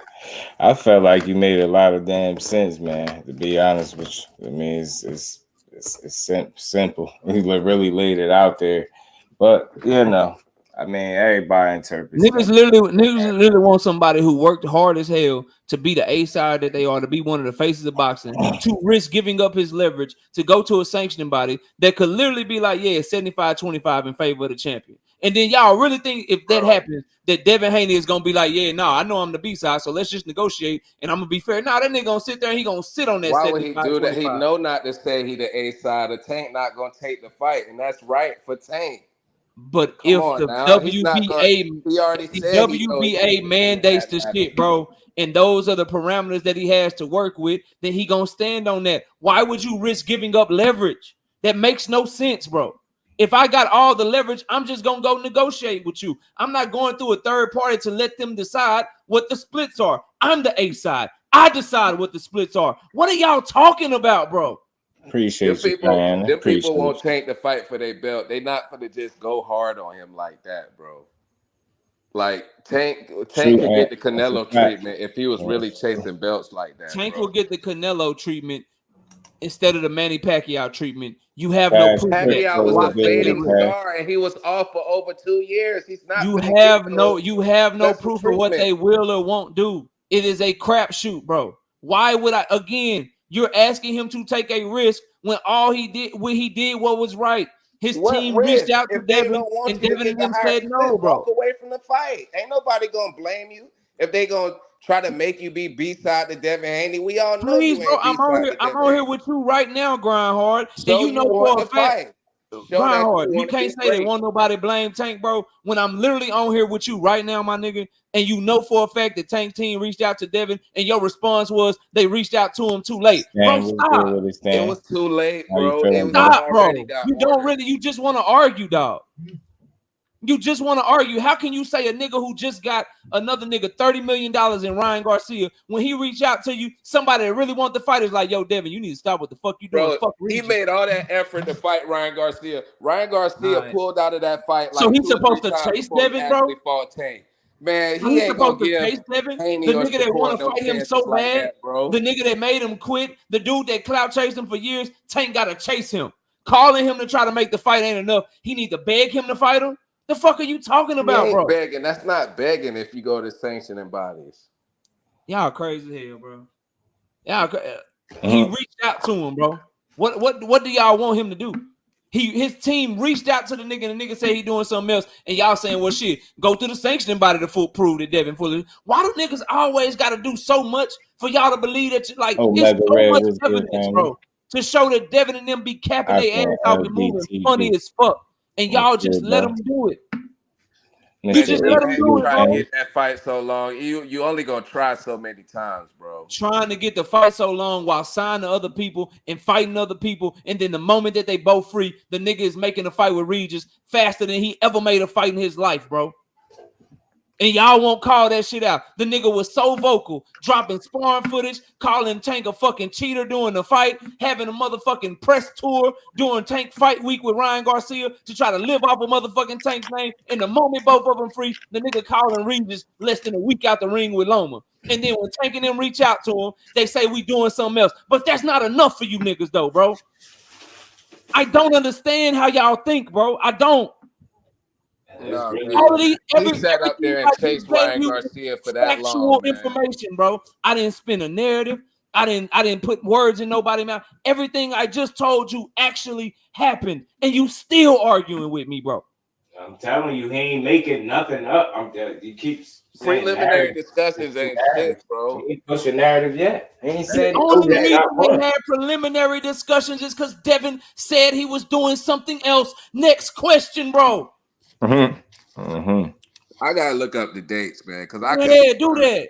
He got ordered before that. Steven Espinoza came out and say they had preliminary discussions, and Tank probably, if he wanted all that for Ryan Garcia, rehydration and the catch weight, what do you think he gonna do with Devin? Devin said he ain't taking no rehydration clause, especially at 135. Devin wasn't willing to negotiate with him. We stopped trying to give me hypotheticals. What we do know is Tank's team reached out to him, and Devin said they doing something else. That's where we at right now. It takes so as of right now, it's on Devin, bro. A fight with Tank, bro. Like Tank is tough, man. Like no, that negotiation. The only people that Tank is tough with are these clout chasing ass dudes that never really wanted to fight him, like Ryan Garcia. And when Ryan got in the ring with him, he found out why he didn't really want to fight him. Negotiations wasn't tough with Isak Pitbull Cruz because he understood his fucking place. Negotiations wasn't tough with Rolly Romero. He understood his fucking place. The problem with Devin Haney and his fans, y'all don't understand his place, bro. What do you mean? What did Devin Haney say that he don't understand his place? He knows that Tank is the A side. What did he say? That what you saying that he got to take a rehydration clause to fight him? That's right. No, he didn't understand his place when he said, "Shit, Tank came a calling. Fuck you, other niggas. Fuck what Regis talking about. Fuck what Top Rank talking about. Yeah, Tank, let's get it cracking." That's his place.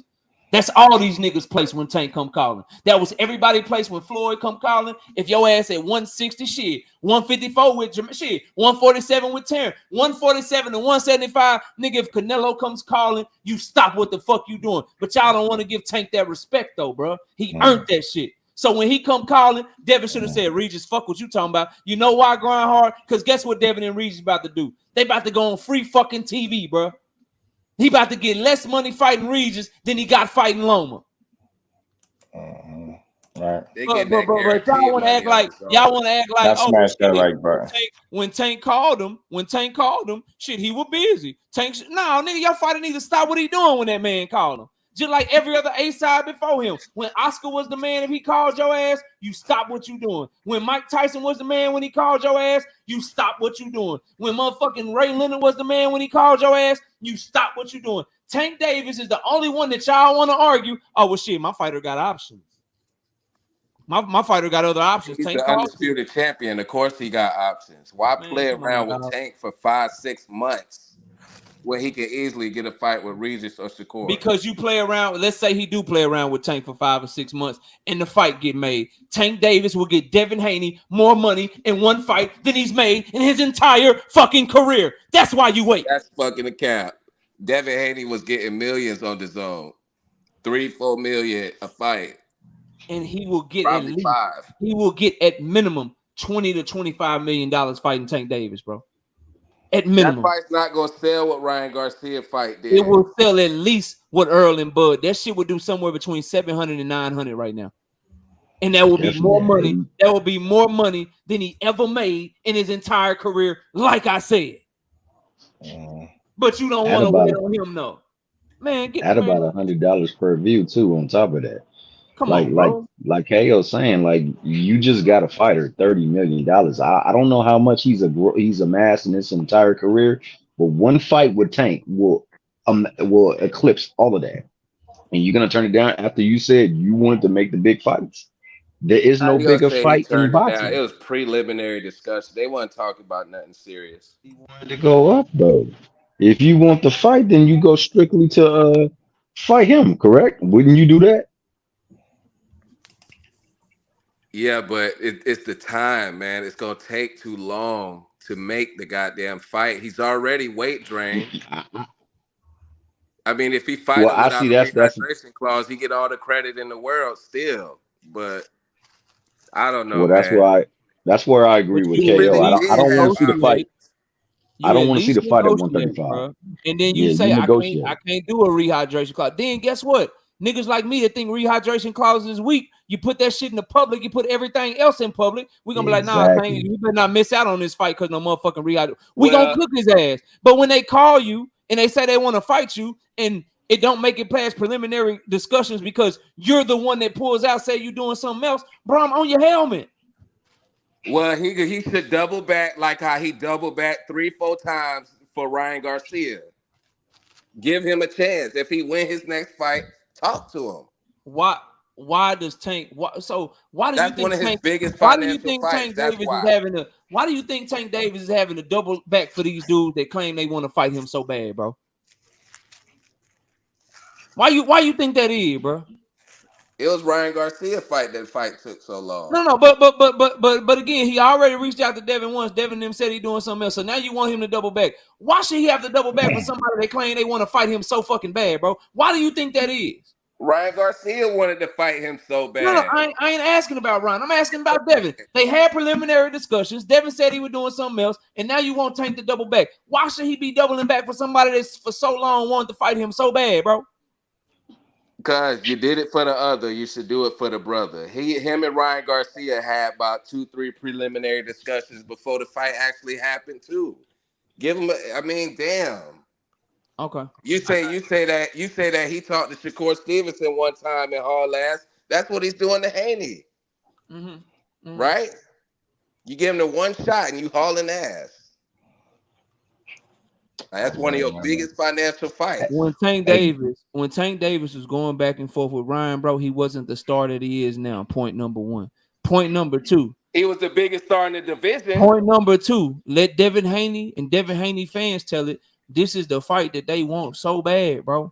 And every fight that they've had for the last year plus, they've only fought that fight because Tank is ducking them. Well, now he reach out to you. Now he reach out to you, and now you doing other shit. So again, I'm just asking, did you ever really want this fight, or was you doing the same shit Ryan Garcia was doing? You know, I knock his ass the fuck out. My son will knock his ass the fuck out. He'll outbox Tank. He can do this to Tank. But deep down in your heart, deep down in your gut, you know what that nigga from Baltimore really is. I'm just trying to figure out why somebody want to fight him so bad. Why should I have to double back for you? Because I know one thing about me. If I want to debate your ass, you ain't got to double back. You ain't got to double back at all. Nigga, let's get it right now for anybody. So I know when some people really want shit. So if he really wanted shit, why we even having this conversation? Can we just start by admitting that Devin never really wanted Tank like he said he did? And then we can talk about doubling back. But first we gotta admit that when he wanted him. Oh, he wanted him when he wanted. So he wanted now he's fucking weight drained. You know what I mean? He wanted him when he was less of a star and not selling as well. But now that he can get Devin more money and he's a bigger star, he don't want him no more. Yeah, all right. Tank always been the biggest star at lightweight. When does that change? But now he's even more of a star. Now he's that's what he's saying. The biggest star in boxing. Yeah, that's what he's saying. So now you can command more money. And you don't believe that if they do go to a purse bid, that Devin's not going to slight Tank to get the lion's share of the purse? The purse? Of course, I don't really believe that. Because He ain't even, bro. if he try to get 50% or something like that, Tank gonna walk away. He ain't even friends with Tank Grindhard. He friends with Shakur. He told that nigga 75-25. He don't even like Tank. He think he got to the division. He got a right to offer him that. Come on, bro. He's giving him a shot at 5 belts. All right. Y'all got in his second fight at 135.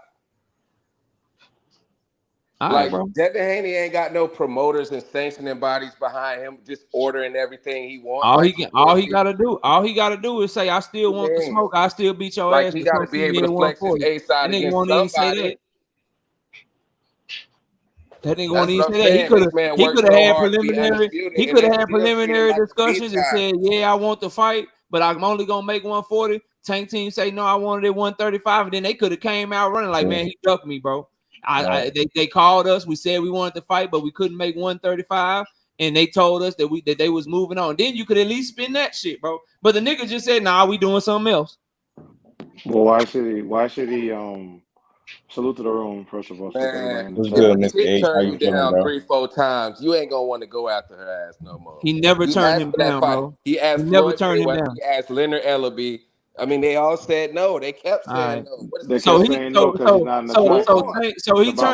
turned him down 3 or 4 times, and he just got tired of Tank. Meanwhile, Lomachenko, he can get a whole belt made just for him to duck Devin Haney. He never got tired of his ass though. Okay, he was signed top rank. He pretty much got ordered to fight. He was signed to top rank though. Loma really was supposed to be undisputed. Oh, you came up here to help. Go ahead, I'm listening, bro. No, I'm here. What's good, family? How you feeling, bro? Yeah, I got time. Salute to everybody, man. Salute to everybody. I love this. How you feeling? Talk to me.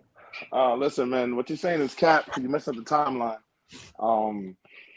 If you're gonna sit there and pretend that Tank's career hasn't been crafted for him strategically, then you're oblivious to what's going on. You need to go on YouTube respectfully. Check out Ellaby's commentary. He always says that they're about making money. They don't care about belts. They don't care about competition. They're about making money. He said repeatedly that Devin Haney, he likes Devin Haney. They know him as a kid. But him and Tank don't make money.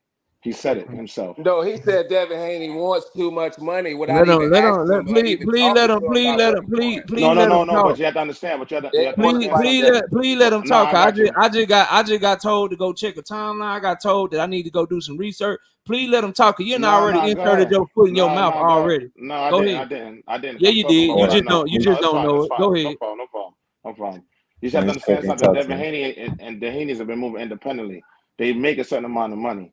Check their net worth and check Tank's net worth. Like, they make money. This is not an accident that they're able to work with the zone, leave the zone, go to top rank, do a 3-fight deal with them, turn around and leave, and now circling back with the zone to make more money. There's a reason for this. There's a reason why people don't like the Haneys. Say what you want about him. Say if he's pillow fist and all that. That don't even matter. There's a reason why they don't like them. Because the way they're moving in boxing is they doing what they want to do. And they earned it. At this point, hold on. Let me just say this last thing. I'm gonna say this last thing. He ain't tied under a bitch. That's why. And I'm gonna say this one thing. I'm gonna let y'all go. Cause I don't want to check all the way out the room. Yeah, you good, bro. But what I'm saying is, there's a reason why he had to get it from the mud. Boy had to get it go down to Mexico. He was too young to get an official boxing license. He has no Olympic pedigree, none of that stuff. Now he's in a position to call the shots after being called an email champion. After Lomo ducked him, it ain't nobody that call no shots. Say what? WBC, they trying to tell him what to do. Bob Arum told him what to do with Loma. There you go. He said he needed to fight at this date. They like, fuck you. No, we gonna fight you when we want to fight you. Y'all just let me know. Y'all just let me know when it's my turn, bro. I'm gonna land it. Go ahead, brother. I'm gonna land it. Nah, y'all done? Mr. H, go ahead. Yeah, go ahead, brother. Go ahead. All right, so here's the thing, Mr. H. Number one, bro. All the shit you said about Leonard Ellaby and all them and how they move in Tank, you talking to somebody that been said that and been asking for Tank to get out from up under them, and that's why I'm so happy with what he did by finally making his own way. So I don't know what research you want me to do, but maybe you can go. You say he made his own way. How did he make his own he's way? not with them. He's not with them anymore. I saw Leah Ellaby at his press conference. You did, and you also if you heard Leonard Ellaby's interview, he said that Tank Davis is not with Mayweather Promotions anymore. I guess Leonard Ellaby's lying. No, this was back. Are you calling? Are you calling? So I didn't cut you off, but I'm being cut off. You're right. My poor family. All right, so that's point number one. As far as Devin Haney moving this way or moving that way, look, bro, I don't care nothing about none of that. All I know is when these two fighters is free, one of them reached out to the other one, and the other one said, "I'm doing something else." And this leverage that you say that Devin Haney, got to call the shots, them belts, bro. That ain't how boxing work, dog. That ain't what get you in the position to call the shot. Shit, Triple G had more belts than Canelo, who was the motherfucking A side. Mike Tyson was a challenger many times. Who was the A side, bro? It's about your name. It's about the revenue that you generate. And as of right now, that goes to Tank Davis. So all that stuff you saying about Devin and getting it out the mud and going to Mexico, that ain't relevant to this conversation, bro. The only thing that's relevant is that he claimed he won't fight Tank when Tank tied up and he tied up. He claimed he only rematched Kambosos because Tank ducked him. Like a rematch clause don't mean shit. He claimed he only fight Loma because Tank ducked him. Like Loma wasn't on the motherfucking contract in the 3-fight deal in the first place. But now that he out that motherfucking 3-fight deal, this nigga that he claimed ducked him, that could get him the biggest payday of his life, bro. Like literally, you could add up all the money that Devin Haney has made in his career. Tank Davis get him more money in one fight. That dude finally called your name leading up to the Ryan Garcia. That dude's team finally reached out to you concerning the fight. And your response to them is to go quiet. You ain't popping your shit no more. You was dropping, your daddy was sending motherfucking mugshot photos. Your daddy was talking about going everywhere. Calvin Ford couldn't do a single fucking interview without Bill Haney popping up. Happy Tank, all that shit, bro. Calling Tank a cheater in the middle of a fight because Gary Russell hating on him, just like you. Just like Devin is hating on him in the middle of a fight, trying to start a fight. Because Tank I'm not hating on Tank. No, I'm talking about Devin. I'm talking about Devin. Okay. So you do all of this, and then the moment that they reach out to you, you busy. You got options. You paid the cost to be the boss. If you paid the cost to be the boss so much, how are you going from potentially fighting on pay-per-view with Loma to a free TV fight on the app in the zone against Regis if you paying the cost to be the boss? Why the deal ain't done yet? Fighting for legacy. That's why. He fighting for legacy, but the deal ain't done yet because they're talking about money right now, bro. It look like a dude fighting for Devin gonna get paid. Devin fighting another champion at a different weight class. We already see that Devin should not be at 135 anymore, right? He didn't have to take that fight with Lomachenko. Did he call out Tank from 140, good brother? And Tank called him out as well. Tank said that he wanted to fight him after the Kambosos fight. Look it up. I'm not making it up. He did have to fight Lomachenko because he had a 3-fight deal. Kambosos wanted to fight Lomachenko before Devin. Tank Davis said he wanted to fight Devin Haney after the first Kambosos fight. Correct. But Kambosos had a rematch clause. So what was Tank Davis supposed to do, Mr. H? Listen, brother. You asked me a question, I'll give you an answer. Okay. Tank, they don't want. He didn't want it. Now you want to talk to the man when he's already in negotiations with somebody else. He's going and he's actually going to a higher weight class that he campaigned at. So why don't Tank meet him at 140? We don't know if he will or won't because your boy ain't willing to negotiate. Come on, we know he's not going to do that, bro. Now you know. So you in the see, this is where y'all go wrong. So you in the negotiations? Listen. If your man you don't know that. All we know is fight fans is that Tank Davis team reached out to Devin and Devin said he was doing something else. That's all we know, brother. We don't know what Tank will or won't do. We don't know if he was gonna throw a rehydration clause on him. We don't know if he was willing to fight him at a catch weight. We don't know if he was gonna try to fight him at 140. All we know is Tank Davis team did what he said he was gonna do. Hey, when I get done with Ryan, I want Devin, Loma, or Shakur. Devin beat Loma ass, so I'm going at Devin first. Steven Espinoza in the team. Hey, Devin, we trying to make a fight with you and Tank at the end of the year. Devin Haney, nah, bro, I'm doing something else. I'm good. End of discussion, bro. Anything else you say is just your opinion, bro. Well, that's a fact, and this is yours as well. Because a call out don't mean nothing to me. A call out don't mean nothing to me. Make something happen. A call out. Happen. I'm not talking about a call out. I'm talking about the people that make the fight. You said his people reached out to Devin. What I'm saying is a call out, right? So no, that's called. They called him to negotiate a fight. What? Man, he's already in negotiations for another fight for another belt, bro. So what? Listen, man. He's in negotiations to fight Regis Prograis. I love Regis. Regis can't even sell out in his hometown. You take whatever you take whatever Devin gonna make to fight Regis. You get that times 5, 6, 7, 8 fighting Tank. And regardless of what y'all say about Regis belt, everybody up here, no matter if you want to say it or not, Devin Haney name and his cachet in boxing, and it'd be considered a much better win if he put hands on Tank Davis rather than putting hands on Regis Prograis. He get much more respect for beating Tank Davis' ass. So miss me with the legacy shit, bro. Y'all all know Tank, if he beat Tank Davis versus beating Regis, they gonna give him way more credit, and everybody up here gonna give him way more credit if he put hands on Tank. So miss me with the legacy bullshit. We all know what the better fight is. We're not fighting Tank at 135. I'm pretty sure Tank wants to fight Devin at 135. How many fights has Tank had at 140? One fight. Okay. Oh no. So fights. 2 fights. Okay. So in my mind, I'm thinking he wants a crack at Devin, who was undisputed, or well, you know, he's in recess now for a WBC belt. He wants to get those belts. I'm not gonna fight you in my weakened state when I already beat Loma, the guy who put me through all this. I'm going up to get a belt. You want to meet me up there at 140. If Tank can say, yo, I'm meeting you at 140 and Devin talk the other crap, I'm with you 100%. No cap. Why didn't when they reached out to him about making the fight, everything you just said, why didn't Devin make those demands in negotiations instead of just saying I don't know all of that. I don't know all of that. So I ain't gonna speak to that. I'm gonna keep. How do we know what they said? I don't know what was said. I'm not gonna sit here and cap. Salute to the queen, Diana, in the super chat. Even Espinosa, the president of Showtime, a publicly traded company owned by CBS, who is beholden to shareholders, said they had preliminary discussions, and Devin Haney said he was doing something else.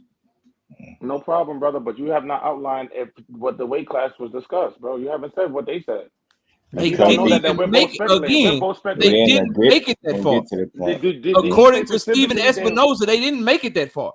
Okay, when they reached out to him about trying to make a fight, they said they weren't interested and they were doing something else. Okay, well, I'm pretty sure they knew, or I'm assuming again, because we don't know. Once again, I'm assuming that Tank wants to crack at that undisputed situation. I'm assuming that. The same tank that could have fought Cambosos, but said fuck them belts. I can just beat your ass. That's the same. That's the same guy that all of a sudden want a shot at all them belts. He just want to beat. He just want to knock Devin head off his shoulder, bro. Let me ask you a question. What makes if Tank is gonna circle to Devin now at this point in his career, right? Because he doesn't need Devin because he is the biggest stone. I acknowledge that. What would make more sense for him to fight Devin now? What weight class? 135 or 140? 140. When Devin has more belts, or at 140 where he's chasing a dude who has a belt. 140 to eliminate excuses. The same weight class he should have fought motherfucking Ryan Garcia. Tank don't move like that, bro. You know better than that. I know you capping now. Now you capping. No, Floyd Mayweather was moving him. Now that he's moving on his own, all he's giving me is a motherfucking 4 King fight and a fight against an Olympian that just came off of 2 of his greatest performances and was an undefeated champion. So it looked like he moving pretty goddamn good to me. And it's possible that in 2023 he about to fight Hector Luis Garcia, Ryan Garcia, and then end the year with Gary Russell Jr. Sound pretty goddamn good to me, brother. What? You giving them credit for Lil Gary Russell? Boy, these dudes, they go above you. I want to talk about narrative pushing. I'm done with the 25%. I see the videos. I won't dare click them. Weird. That shit is weird. The same 25%. Now they mathematicians. Now Shakur turned down $8 million. You dudes is something crazy, bro. The same 25% that Bob Arum said himself had no substance to it. None whatsoever. They still on that. That's how you know they threatened by the talent that he is. It ain't even about fighting no more. They know that man can't beat him. This is why the smear campaign is going on. This is why we need to focus on Regis and fight him. He can't beat Shakur. He didn't even want to stand in the ring with him. The fans on YouTube are doing more fighting for Devin Haney than he is his damn self. That shit is sad, bro. It's sad. $8 million. $8 million is 25% of $32 million. Y'all saying that somebody was putting up $32 million for for Devin Haney and Shakur Stevens? Like, bro, God damn, they believe anything, KO. And they talk, you pushing narratives, getting offended. You don't have to agree with what this man is saying, but please just open your ears. He's literally he's not making up shit. He literally laying it out for you. $8 million, bro. For the people that saying he pushing narratives, not nobody on the panel. Not nobody on the panel. That narrative pushing, people over here don't do that. I don't do it. People on my panel don't do it. Just because you don't agree with somebody is saying don't mean he's pushing a narrative. That's not what pushing narratives is. Damn, man, y'all gotta stop being sensitive, man. I want everybody to. I'm not gonna say it's Shakur ain't had no problem taking the low end of Oscar Valdez. Why he don't want to do it with Devin Haney? He know the threat that he is. What you talking about? I'm not saying that it's true. No problem. And I'm not saying that it's a lie. All I'm saying is $8 million is 25% of $32 million. You believe that Bob Arum cheap ass was putting up $32 million for Devin and Shakur to fight after he just said that Devin and Loma barely broke even. Yeah, all right, my niggas, y'all got it. Yo, y'all got it, bro. All I know is that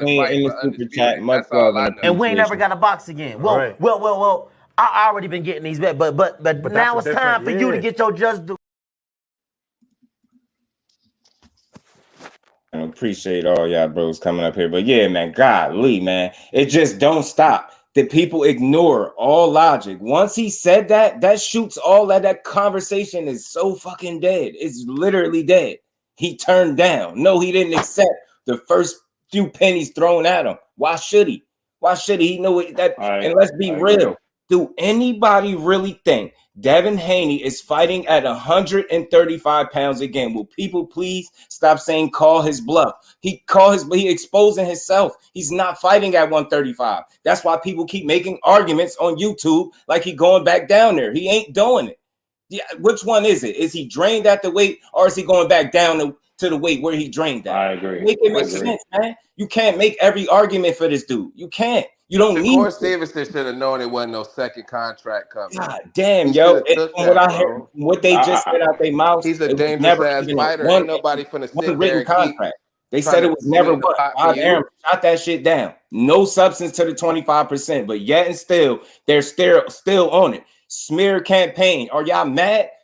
Tell them came out complaining like to be honest with you, fellas. Y'all really that mad? Why are we talking about how to make the fight? Why are we talking about everything else that's not gonna get us to fight? Is he fighting Regis or do he want to fight Shakur? Because every move that he's made since that man has got to 135 is telling me he don't want nothing to do with him.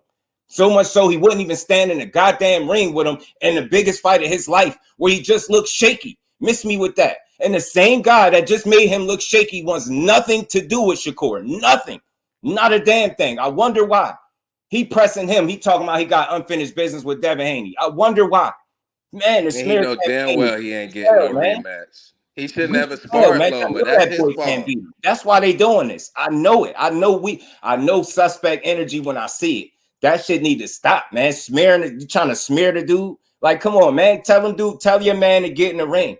He didn't want to fight him. He don't want to fight him. This is why he offered bullshit money. That was a bullshit offer, according to Bob. Man, he shot it down. I don't even know how people are still on that. You're going to ignore all rationality to make yourself sleep good at night because it looks good for your fighter. He shot it down. Even Bill Haney said it. And when they say 25%, 25% of what? Exactly. Man, get that shit out of here. It's weak. It's weak. That shit ain't got nothing to do with boxing. I ain't heard one person making these arguments telling me shit that Devin Haney could do in the ring better than Shakur. That's the conversation to have. What could he do in the nothing? That's why y'all rather sit up here and make all these meaningless ass arguments about what money he turned down. All these damn businessmen. That man a millionaire. He don't need no damn advice from somebody on YouTube telling him what money he should take to get punched in his face. Better yet, tell the soft-ass fighter to stand on business and make a real offer and fight him. All this bullshit. I said this shit before, man. If you really want to fight somebody, you don't have to be forced to do shit. You don't have to contact no mandatories and none of that. You get on the phone with the teams and you make it happen. He did none of that. None of it. And the minute that man contacted the sanctioning bodies, got them to write up the letter, what did he do? That's why they still hanging their hat on 25%. He just showed y'all he played chess while you was out here playing checkers, bro. He did what he was supposed to do. Look, not only am I not turning down this, I'm not taking it, but I'm not turning the fight down. I'm gonna get the good team that I got to write up this letter and make a case for why I deserve more than 25%. After that point, it should have been some type of negotiations. The fact that he walked away tells you everything you need to know. Miss me with all that bullshit. Because they ordered Regis. Who's going to pick to fight Shakur over Regis when you already struggling to make the weight? Man, the dude is smoke and mirrors. I'm sick of it. I sat here and watched people smear about 5 different fighters in the last 2 months, all saying they ducked Devin Haney. Get the hell out of here, man. Get out of here with that. That shit is weak as hell, man. Yeah, they already. I'll go pull up videos right now where they're saying Regis ducked them, and they still in negotiations, man. Come on, man. Don't tell me y'all not saying what I'm saying. This is how people just build this thing for the fighter that is Devin Haney. The shit that y'all calling hate is just people responding to all the rhetoric that is being spewed surrounding this man. If he is as great a fighter as y'all say he is, y'all wouldn't be having to draw up all these false narratives and smear fighters from a personal level. You wouldn't have to do it because you know the guy that you lobbying for is that bad. You know it. You wouldn't have to do all this other shit. That shit is weak as hell, man. It's weak. The minute he got to 135, this is when you seen all the hate because he pressed him. Just like he said, he got in the ring and he showed him he wanted to fight him. Y'all had a problem with that. Y'all got a problem with him saying something to him on social media. What is he supposed to do? Bow down? No, he wanted to fight him. He got to the weight class. He said he wanted smoke and he showed it. That man went in another direction, not because he was scared, because he know it don't make sense for you to try to fight that man where you are drained at. So stop entertaining bullshit offers like you really wanted to fight him when you know damn well you did. What is all y'all gonna say that's pushing this bullshit when he never fights again at 135? That kills all of that shit to taking a percent. He's not fighting there again. Why would he do it? You think the man got to 30-0 being stupid? He ain't gonna do that shit because it don't make sense. It don't got nothing to do with him being scared. It doesn't make sense.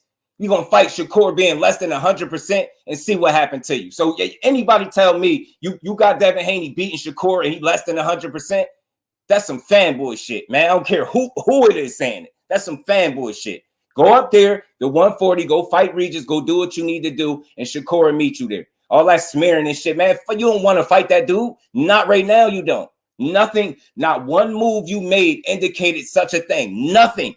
You did more arguing and talking shit on social media than you didn't even want to stand in the ring. That's when you could have settled that. You didn't want to do it. You talking about your number one. Stand in the ring like a man. If that was Shakur at the Prudential Center, I went to see his last 2 fights, and he jump out the ring when Devin Haney get in there, I would be disappointed. Get that weak shit out of here. Call that shit out. That ain't no man. Oh, he had to leave it. His security, his dad told him. Nah, bro. Nah, the man don't want to fight. That's why everybody on YouTube is doing the fighting for him. That still ain't going to change the fact that he is a very good fighter and Shakur Stevenson is special. It's not going to change the fact. All this shit going to get quiet when he beat up Frank Martin, somebody else that y'all said he wasn't going to fight, or somebody that he couldn't beat. He going to put all this shit to bed. All this public perception and the YouTube battle and the Twitter battles. Who cares about any of that? The fact that remains is, beat that man up in the ring. He ain't had a close fight yet in the 20 he had. Miss me with that. He ain't looking shaky sitting in the corner telling his grandfather he getting figured out. He ain't been moving funny ever since he had a fight where he looking. The difference is him on an off night is him pitching a shutout. That's the difference. Devin Haney on his best night can't fuck with him on his worst night. And I'm telling you that. I'm telling you that. That's why they rather argue all his splits, mandatories, percentage, time to tell another man. Think about it. People at home telling another grown man what he should take to get punched in his face. It's crazy to me. Crazy to me. Yeah, I agree. I agree with you, man. Miss me with that. I'm tired of the smearing. That's the shit that get me mad. I don't tear down fighters. If I say I feel like a guy could beat a guy in the ring, then that's all within the love of boxing, bro. But that smearing and shit that people be doing is weak. It's weak energy, man. It's weak. It's weak, man. That man don't want to fight him.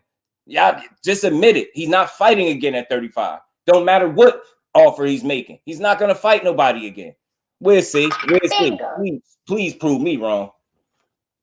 Please prove me wrong. I'm telling you now, man. Y'all doing more fighting for that dude than he doing for himself right now. And that shit looking bad. And then everybody did all of this trash talking about who Shakur was gonna fight. Betty fight another hibachi chef or restaurant worker. It looked like him and Frank Martin is more solid ground than Regis and Devin right now. It looked like he got an opponent more than he do right now. It looked like he got his opponent figured out. That's why I hope he stay off social media. Don't respond to none of this. Stay locked in, man. You know who you are, man. You got something special, man. This is why they going so hard to tear you down. If you wasn't shit, how they trying to make it seem, dudes wouldn't be doing 4, 5, 6 hour lives trying to tear you down. Straight like that. Straight like that. If you wasn't the guy, people wouldn't even mention your name. You get what I'm saying? You had Frank Martin. Frank Martin said all he need is what, 2 weeks or whatever he said to knock Devin Haney out. He'd knock him out in 8 rounds. I don't see no smear campaign with nobody tearing him down. Matias said he a chicken and he'd knock him out too. I don't hear nobody smearing him. I wonder why y'all not smearing him. I wonder why. I wonder why you picked little old Shakur. Everything from here, hater, he jealous. This shit is boxing, bro. He's supposed to want the belts. If he in that weight class and you got all the hardware, he's supposed to want it. Whatever happened to that? Nah, he's jealous. He's jealous of it. Jealous. He's supposed to want to fight him. This boxing, bro. You get in the ring and you want to face off with a man. Nah, he's jealous. He don't want, and he's scared of him. Which one is it, bro? Miss me with that, man. I know what I say. I've been watching that dude since he was a teenager. I know he got something special. All he got to do is stay focused. He ain't got to do nothing different, bro. He don't got to change nothing about his style, nothing. Just stay the course, keep working, continue to love boxing, and put your best foot forward, man. Ignore the noise and beat people ass when you get the chance. Take all this shit out on Frank Martin. He gonna take it out on Frank Martin. I guarantee you, and I'm telling y'all this, and I'm standing on this.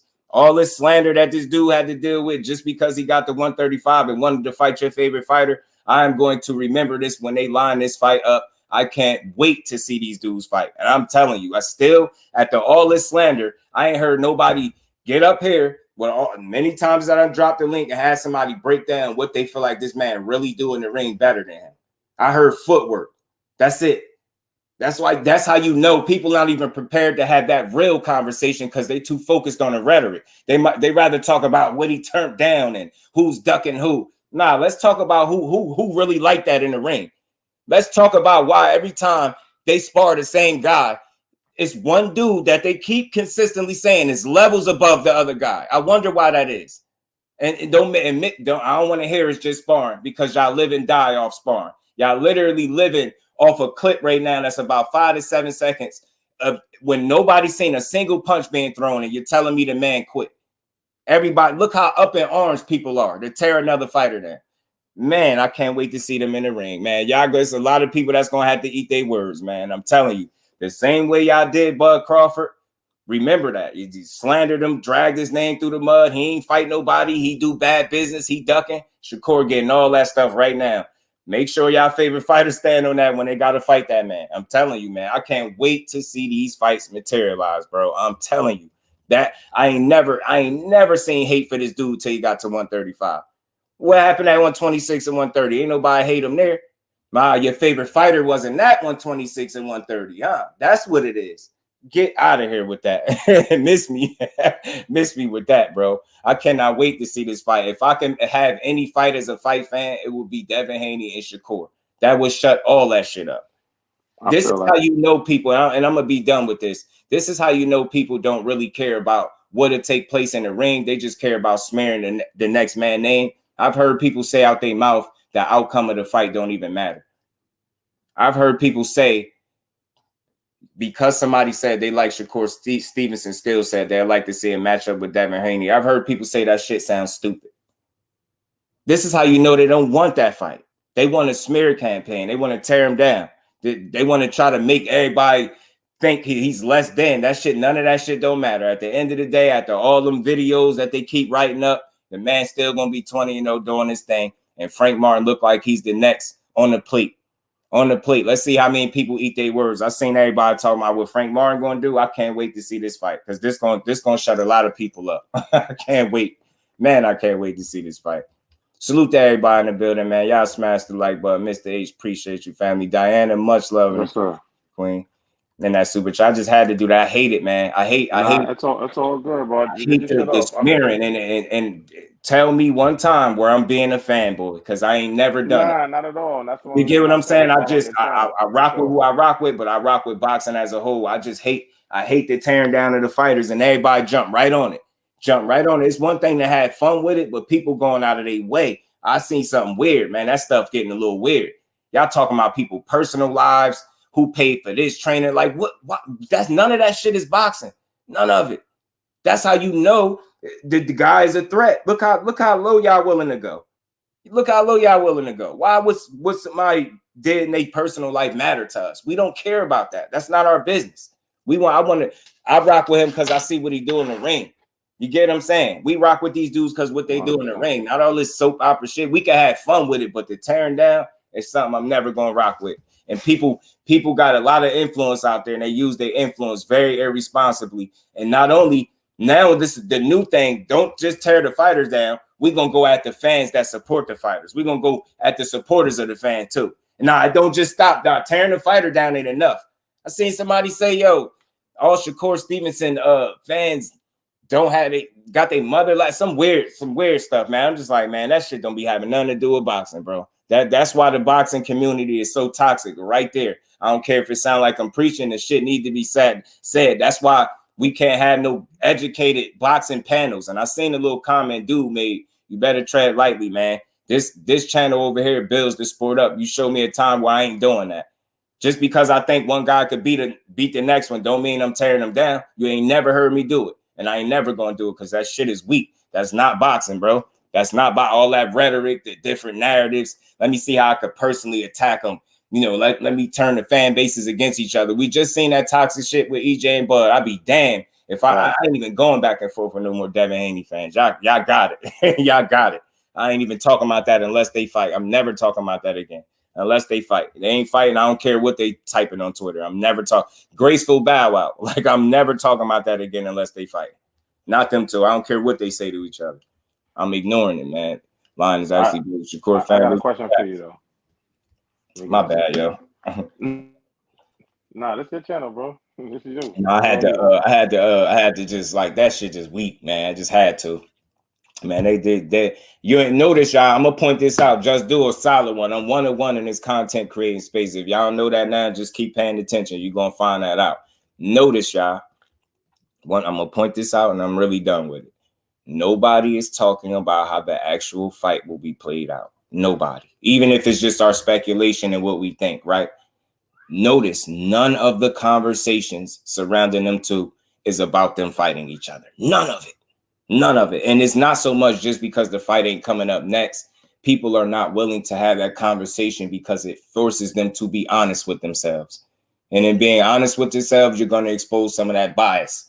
You get what I'm saying? All that rhetoric you was spewing. You get what I'm saying? You're going to have to get a man his just due. You're going to have to do it. That's why they don't want to do that. So you know what? Let's focus on the stuff, the lies that's going to keep people distracted from the fact that dude, like I keep saying, as long as he stayed the course, can be looked at the end of his career as a generational talent. And that's what they don't like.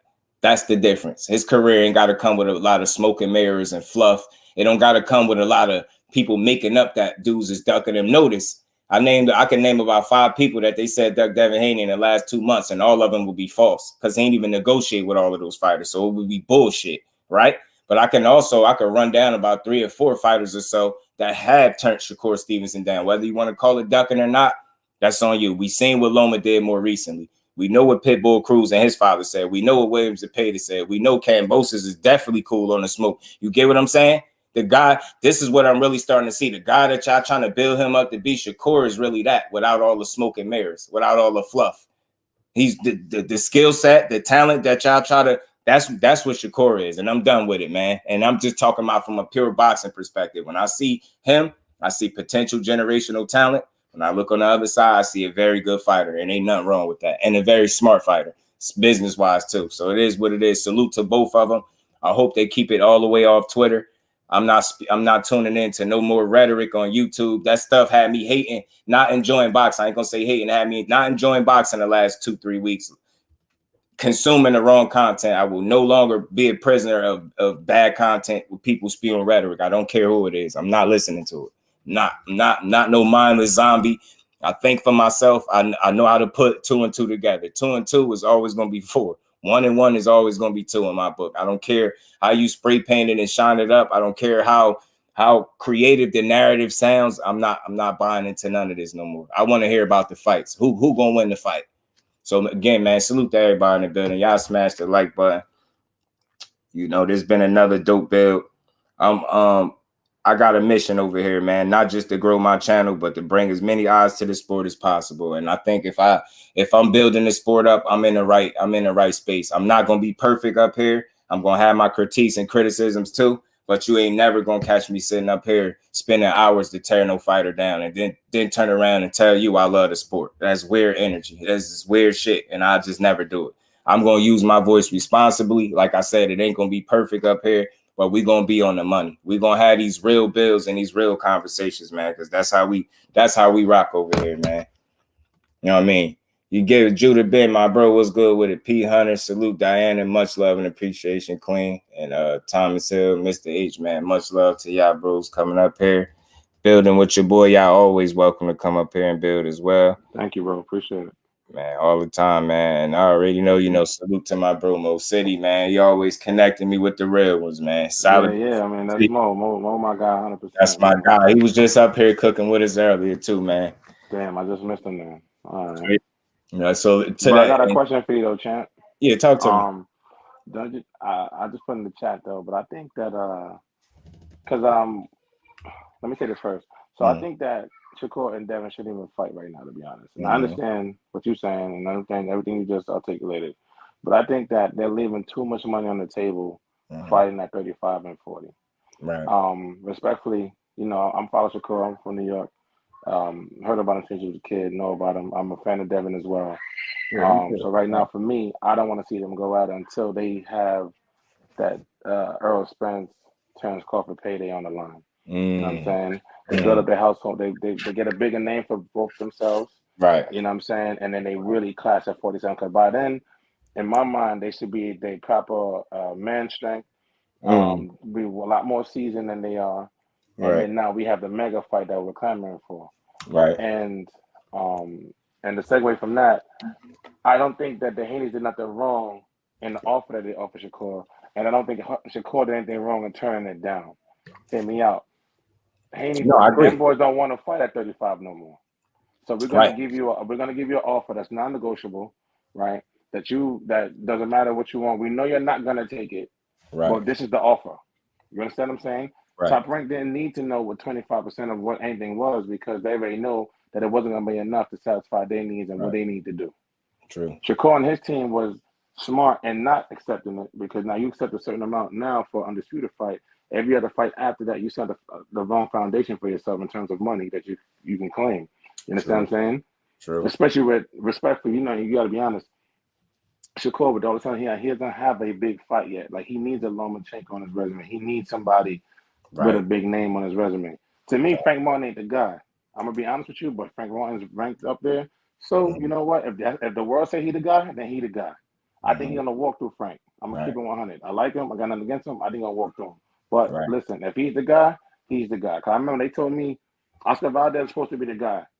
Then he smoked Oscar. Then all of a sudden, Oscar was nothing. He was too small. Shakur was a weight bully. I'm like, yo, I can't have it both ways. Right. You feel me? True. So from a business side of things, I think everybody did what they're supposed to do. Right. You understand what I'm saying? They're looking out for their best interest, their own best interest. And that's why I was saying nobody's wrong for that. But don't make it. I think that static for me started to come in where people didn't understand that I'm going to be, you know, real enough to say, look, man, from his standpoint, he's going to do what he feel like is best for him, no matter how we see it. And you got to be able to understand that. On Shakur's side, he like, hey, man, taking this offer wouldn't be in my best interest. So I'm going to do what's best for me as well. Don't turn that into, because he wanted to negotiate and not take the first thing thrown at him. He turned it down. He didn't want it. He's ducking. It's like, come on with the narratives, bro.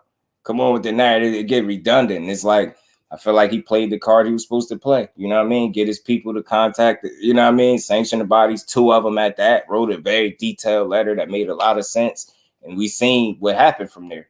From there, there no negotiations. He just walked away. Similar to the situation with Espinoza and Tank. They approached them about a fight. It was some preliminary discussions. They said they had plans, like, but there's nothing wrong with those plans because, again, they're not fighting at 35 because it doesn't make sense health-wise. You get what I'm saying? So it's like people will argue everything. So many, you get what I'm saying? You got to fold and bend and do things exactly the way he wanted done, or you don't want to fight him. It's like, y'all not being realistic, man.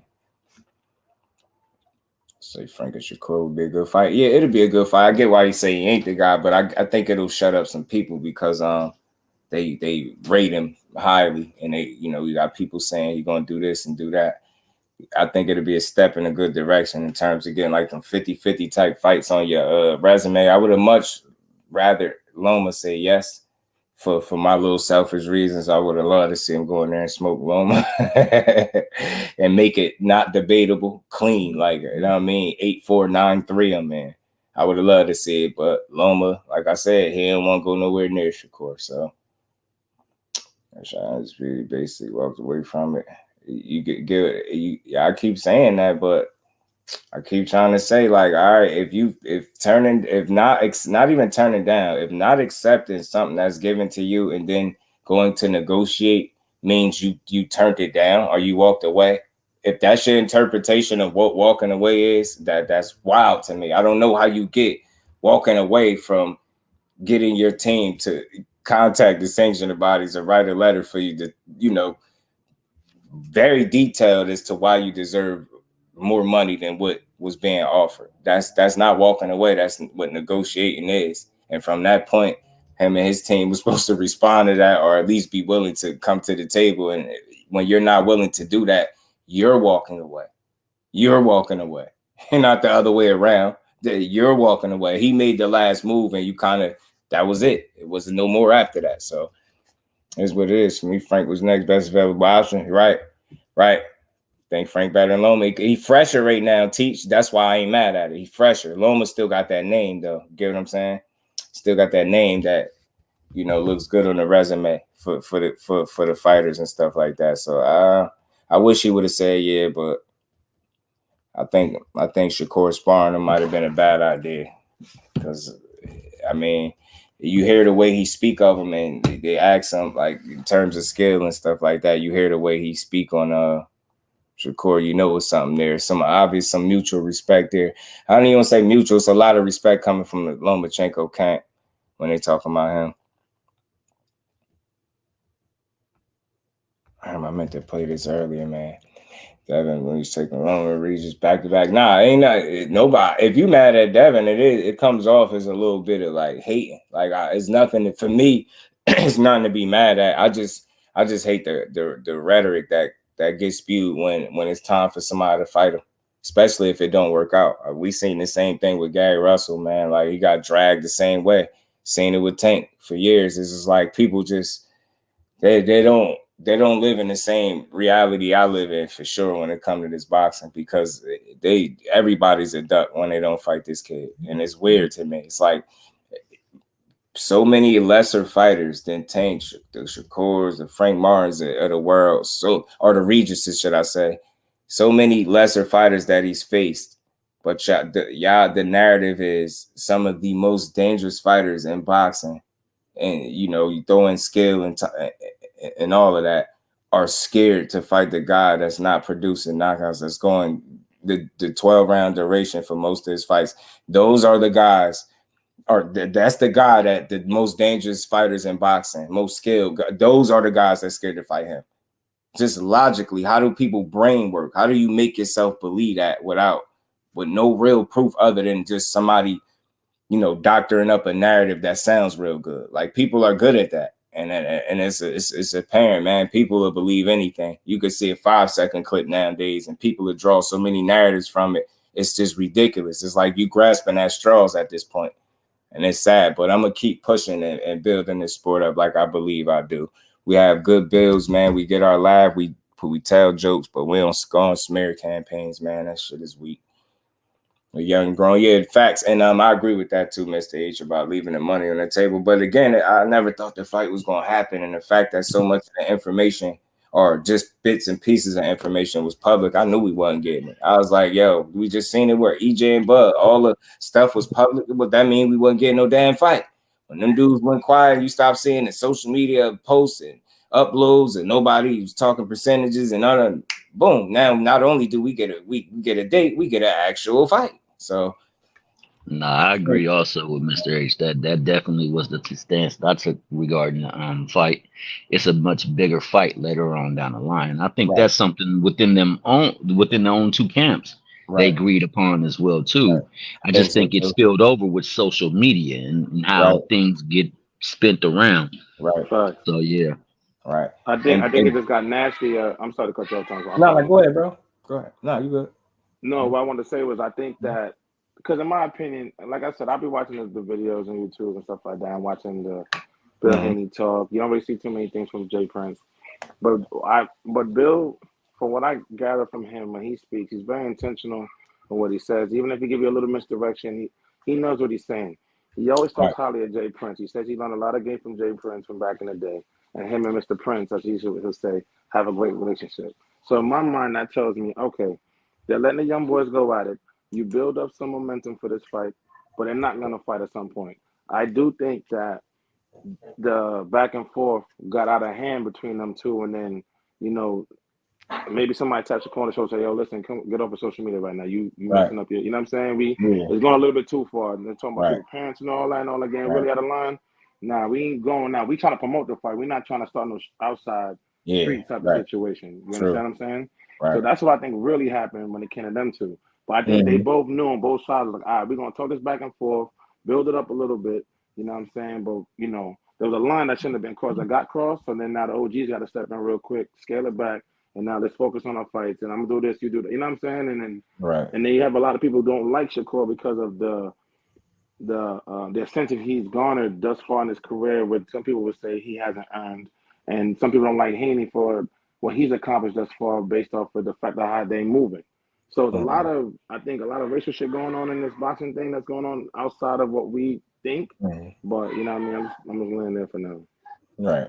Nah, I'm with you. Make a lot of sense. Yeah, right. It definitely did a little spill over, but yeah, like I said, I don't know. I thought it was long overdue because, like I said, that clip that they posting right now, making it sound like he quitting sparring, they had that out already. Like they've been releasing little stuff, just painting. I think a lot of narratives. I think what happened is they try to treat him like some run-of-the-mill fighter. And I think you just look, it ain't about who got the ups, right? Because until they fight, nobody do. You can go back and forth on social media and try to one-up each other all you want. But I think the energy that comes with Shakur is more authentic than what they want people to understand. And that's why they're going out of their way to try to make him look fake. He don't really want this. He doing this for social media. He really don't want to fight. They making him say this stuff. No. I think contacts and sanctioned bodies is exactly playing around. Like, hey, you get what I'm saying? So, but that's just what it is, man. But hopefully, like I said, they keep it, just focus on their task at hand. All you got to do is stay focused, man. You got a good fight in front of you, a real fighter, guy that people respect. You know what I mean? They can't complain about their opponent. They can try, but you really can't. You get what I'm saying? So just stay the course, man. Do what's necessary, man. And I want to see Regis and Dad work out their situation so we can see they fight as well, man. So hopefully that doesn't work out because I want to see him line it up with Tank at 140, to tell you the truth. But what you said, everything you said, and when you had to go out and correct to set the record straight was absolutely factual. Now, one thing you said was not off the topic of fact. So I mean, it's sad that it has to be said and for it to even made mention of when we have our own eyes and we can see and we can read and we can perceive what's going on, man. I mean, all this to me plays out as building of a fight that's not supposed to happen at this time because we're not commanding the masses like we can later on down the line. So let's build. And that's all I see it as. Right. And I do agree with. Yeah. Go ahead. No, I'm sorry. Go ahead. No, go ahead, bro. No, I was just gonna say I do agree with Mr. H, I think that Shakur is going to handle Frank. I think it will be a good fight, but I think he's going to clearly show that there is a level between him and Martin. But I mean, it's the best available fight, and for me, I believe it corners the market as far as where the belts will be in play at, and who will have control over making the deal fights for the belts. So that's all. I mean. It's one of the fights I would pay to see. I would pay to see Frank versus Shakur. I mean, you know, you will pay to see Loma, but Loma already showed that, you know, I don't think this weight is a good weight for him. He's still a very good fighter and he has an excellent skill set, but these guys just big, so it's kind of hard for him to do what he was doing to the littler opponents that he can do to them. But Frank would be a pretty good test, because now they can say, well, you ain't fought nobody. You can't use the Yoshino route on that, because now you got a top 5 contender. So, I mean, I like the step, and I believe Shakur will fight anybody. I don't have not one doubt in my mind that if he gets the fight lined up, he's not going to fight. He's not going to accept. And at the same time, like you said, you go to the mall and you want to get you some merchandise and you're bargaining, you're not going to sit there and say a price that you're not willing to pay or accept in return. And then you're not going to accept something that you hear. You're going to try to get it to where you like it. And what's wrong, like he said, what's wrong with Shakur doing that? And you said that too. And likewise, what's wrong with Devin setting a price that he knows I'm not going to fight at this weight? So like, I'm not about to do this. So here, I'll give you something. So it looked like we entertained it, but we know deep down we're not going to make this fight here. So at that, I'm going to go on and bow out gracefully. Excellent build, excellent panel as always. Excellent, good folks in good chatter in the chat. Appreciate you 1,000,000%, like you always tell me, bro. And Mr. H, it was a pleasure, man. I liked your takes as well too. I already know, man. Appreciate y'all, bros, man. And man, it's another dope build in the book, y'all. Y'all already know how we do. We build boxing up over here, man. And I appreciate all the love, man. Everybody that came through, y'all make sure y'all smash the like button, sub to the channel if you have it on the way out. Salute to the panel, man. Everybody that came up here to cook, I appreciate all y'all. Salute to everybody in the super chat, cash app. Much love and appreciation to the family. Man, y'all already know, man. Y'all make sure y'all enjoy the rest of this good Wednesday. And y'all tune in tomorrow, man. We be back to cook, to build some more on something different. But I think when it comes to these two fighting each other, I'm definitely not talking about it until they fighting each other. Like all the rhetoric and spewed is enough. I've heard all I need to hear. I'm good on it. So we're going to keep building, moving. Salute to everybody that continues to support the grind. Y'all the real MVPs. We just going to keep growing, man. Just going to keep growing, man. Y'all already know. Like, man, in this fight, 140 is a problem. Bullshit going down. Let's do 140 boxes, go to 147. Hey, man, that's part of being great, P. I got you. Hey, man, that's we'll really see what they, made of, right? At 140, them dudes get dangerous up there, right? But I'm with seeing any challenge that they're gonna put in front of the young man, because I believe in his talent and skill set, his IQ. I believe in his discipline. You know what I mean? He'll be all right. You know what I mean? I think his skills will always, help him. Navigate through these weight classes if need be. Appreciate all y'all, though. Thomas, you already know. Mr. H, man, much love and appreciation, bro, coming up here. Appreciate you coming to build with us, too, man. Appreciate that, family. Salute to the Queen Diana, man. Much love and appreciation. Appreciate the support. We going to get up out of here, y'all, but y'all make sure y'all enjoy the rest of the good Wednesday, man. So with that, man, we just gave boxing its just due, and we out.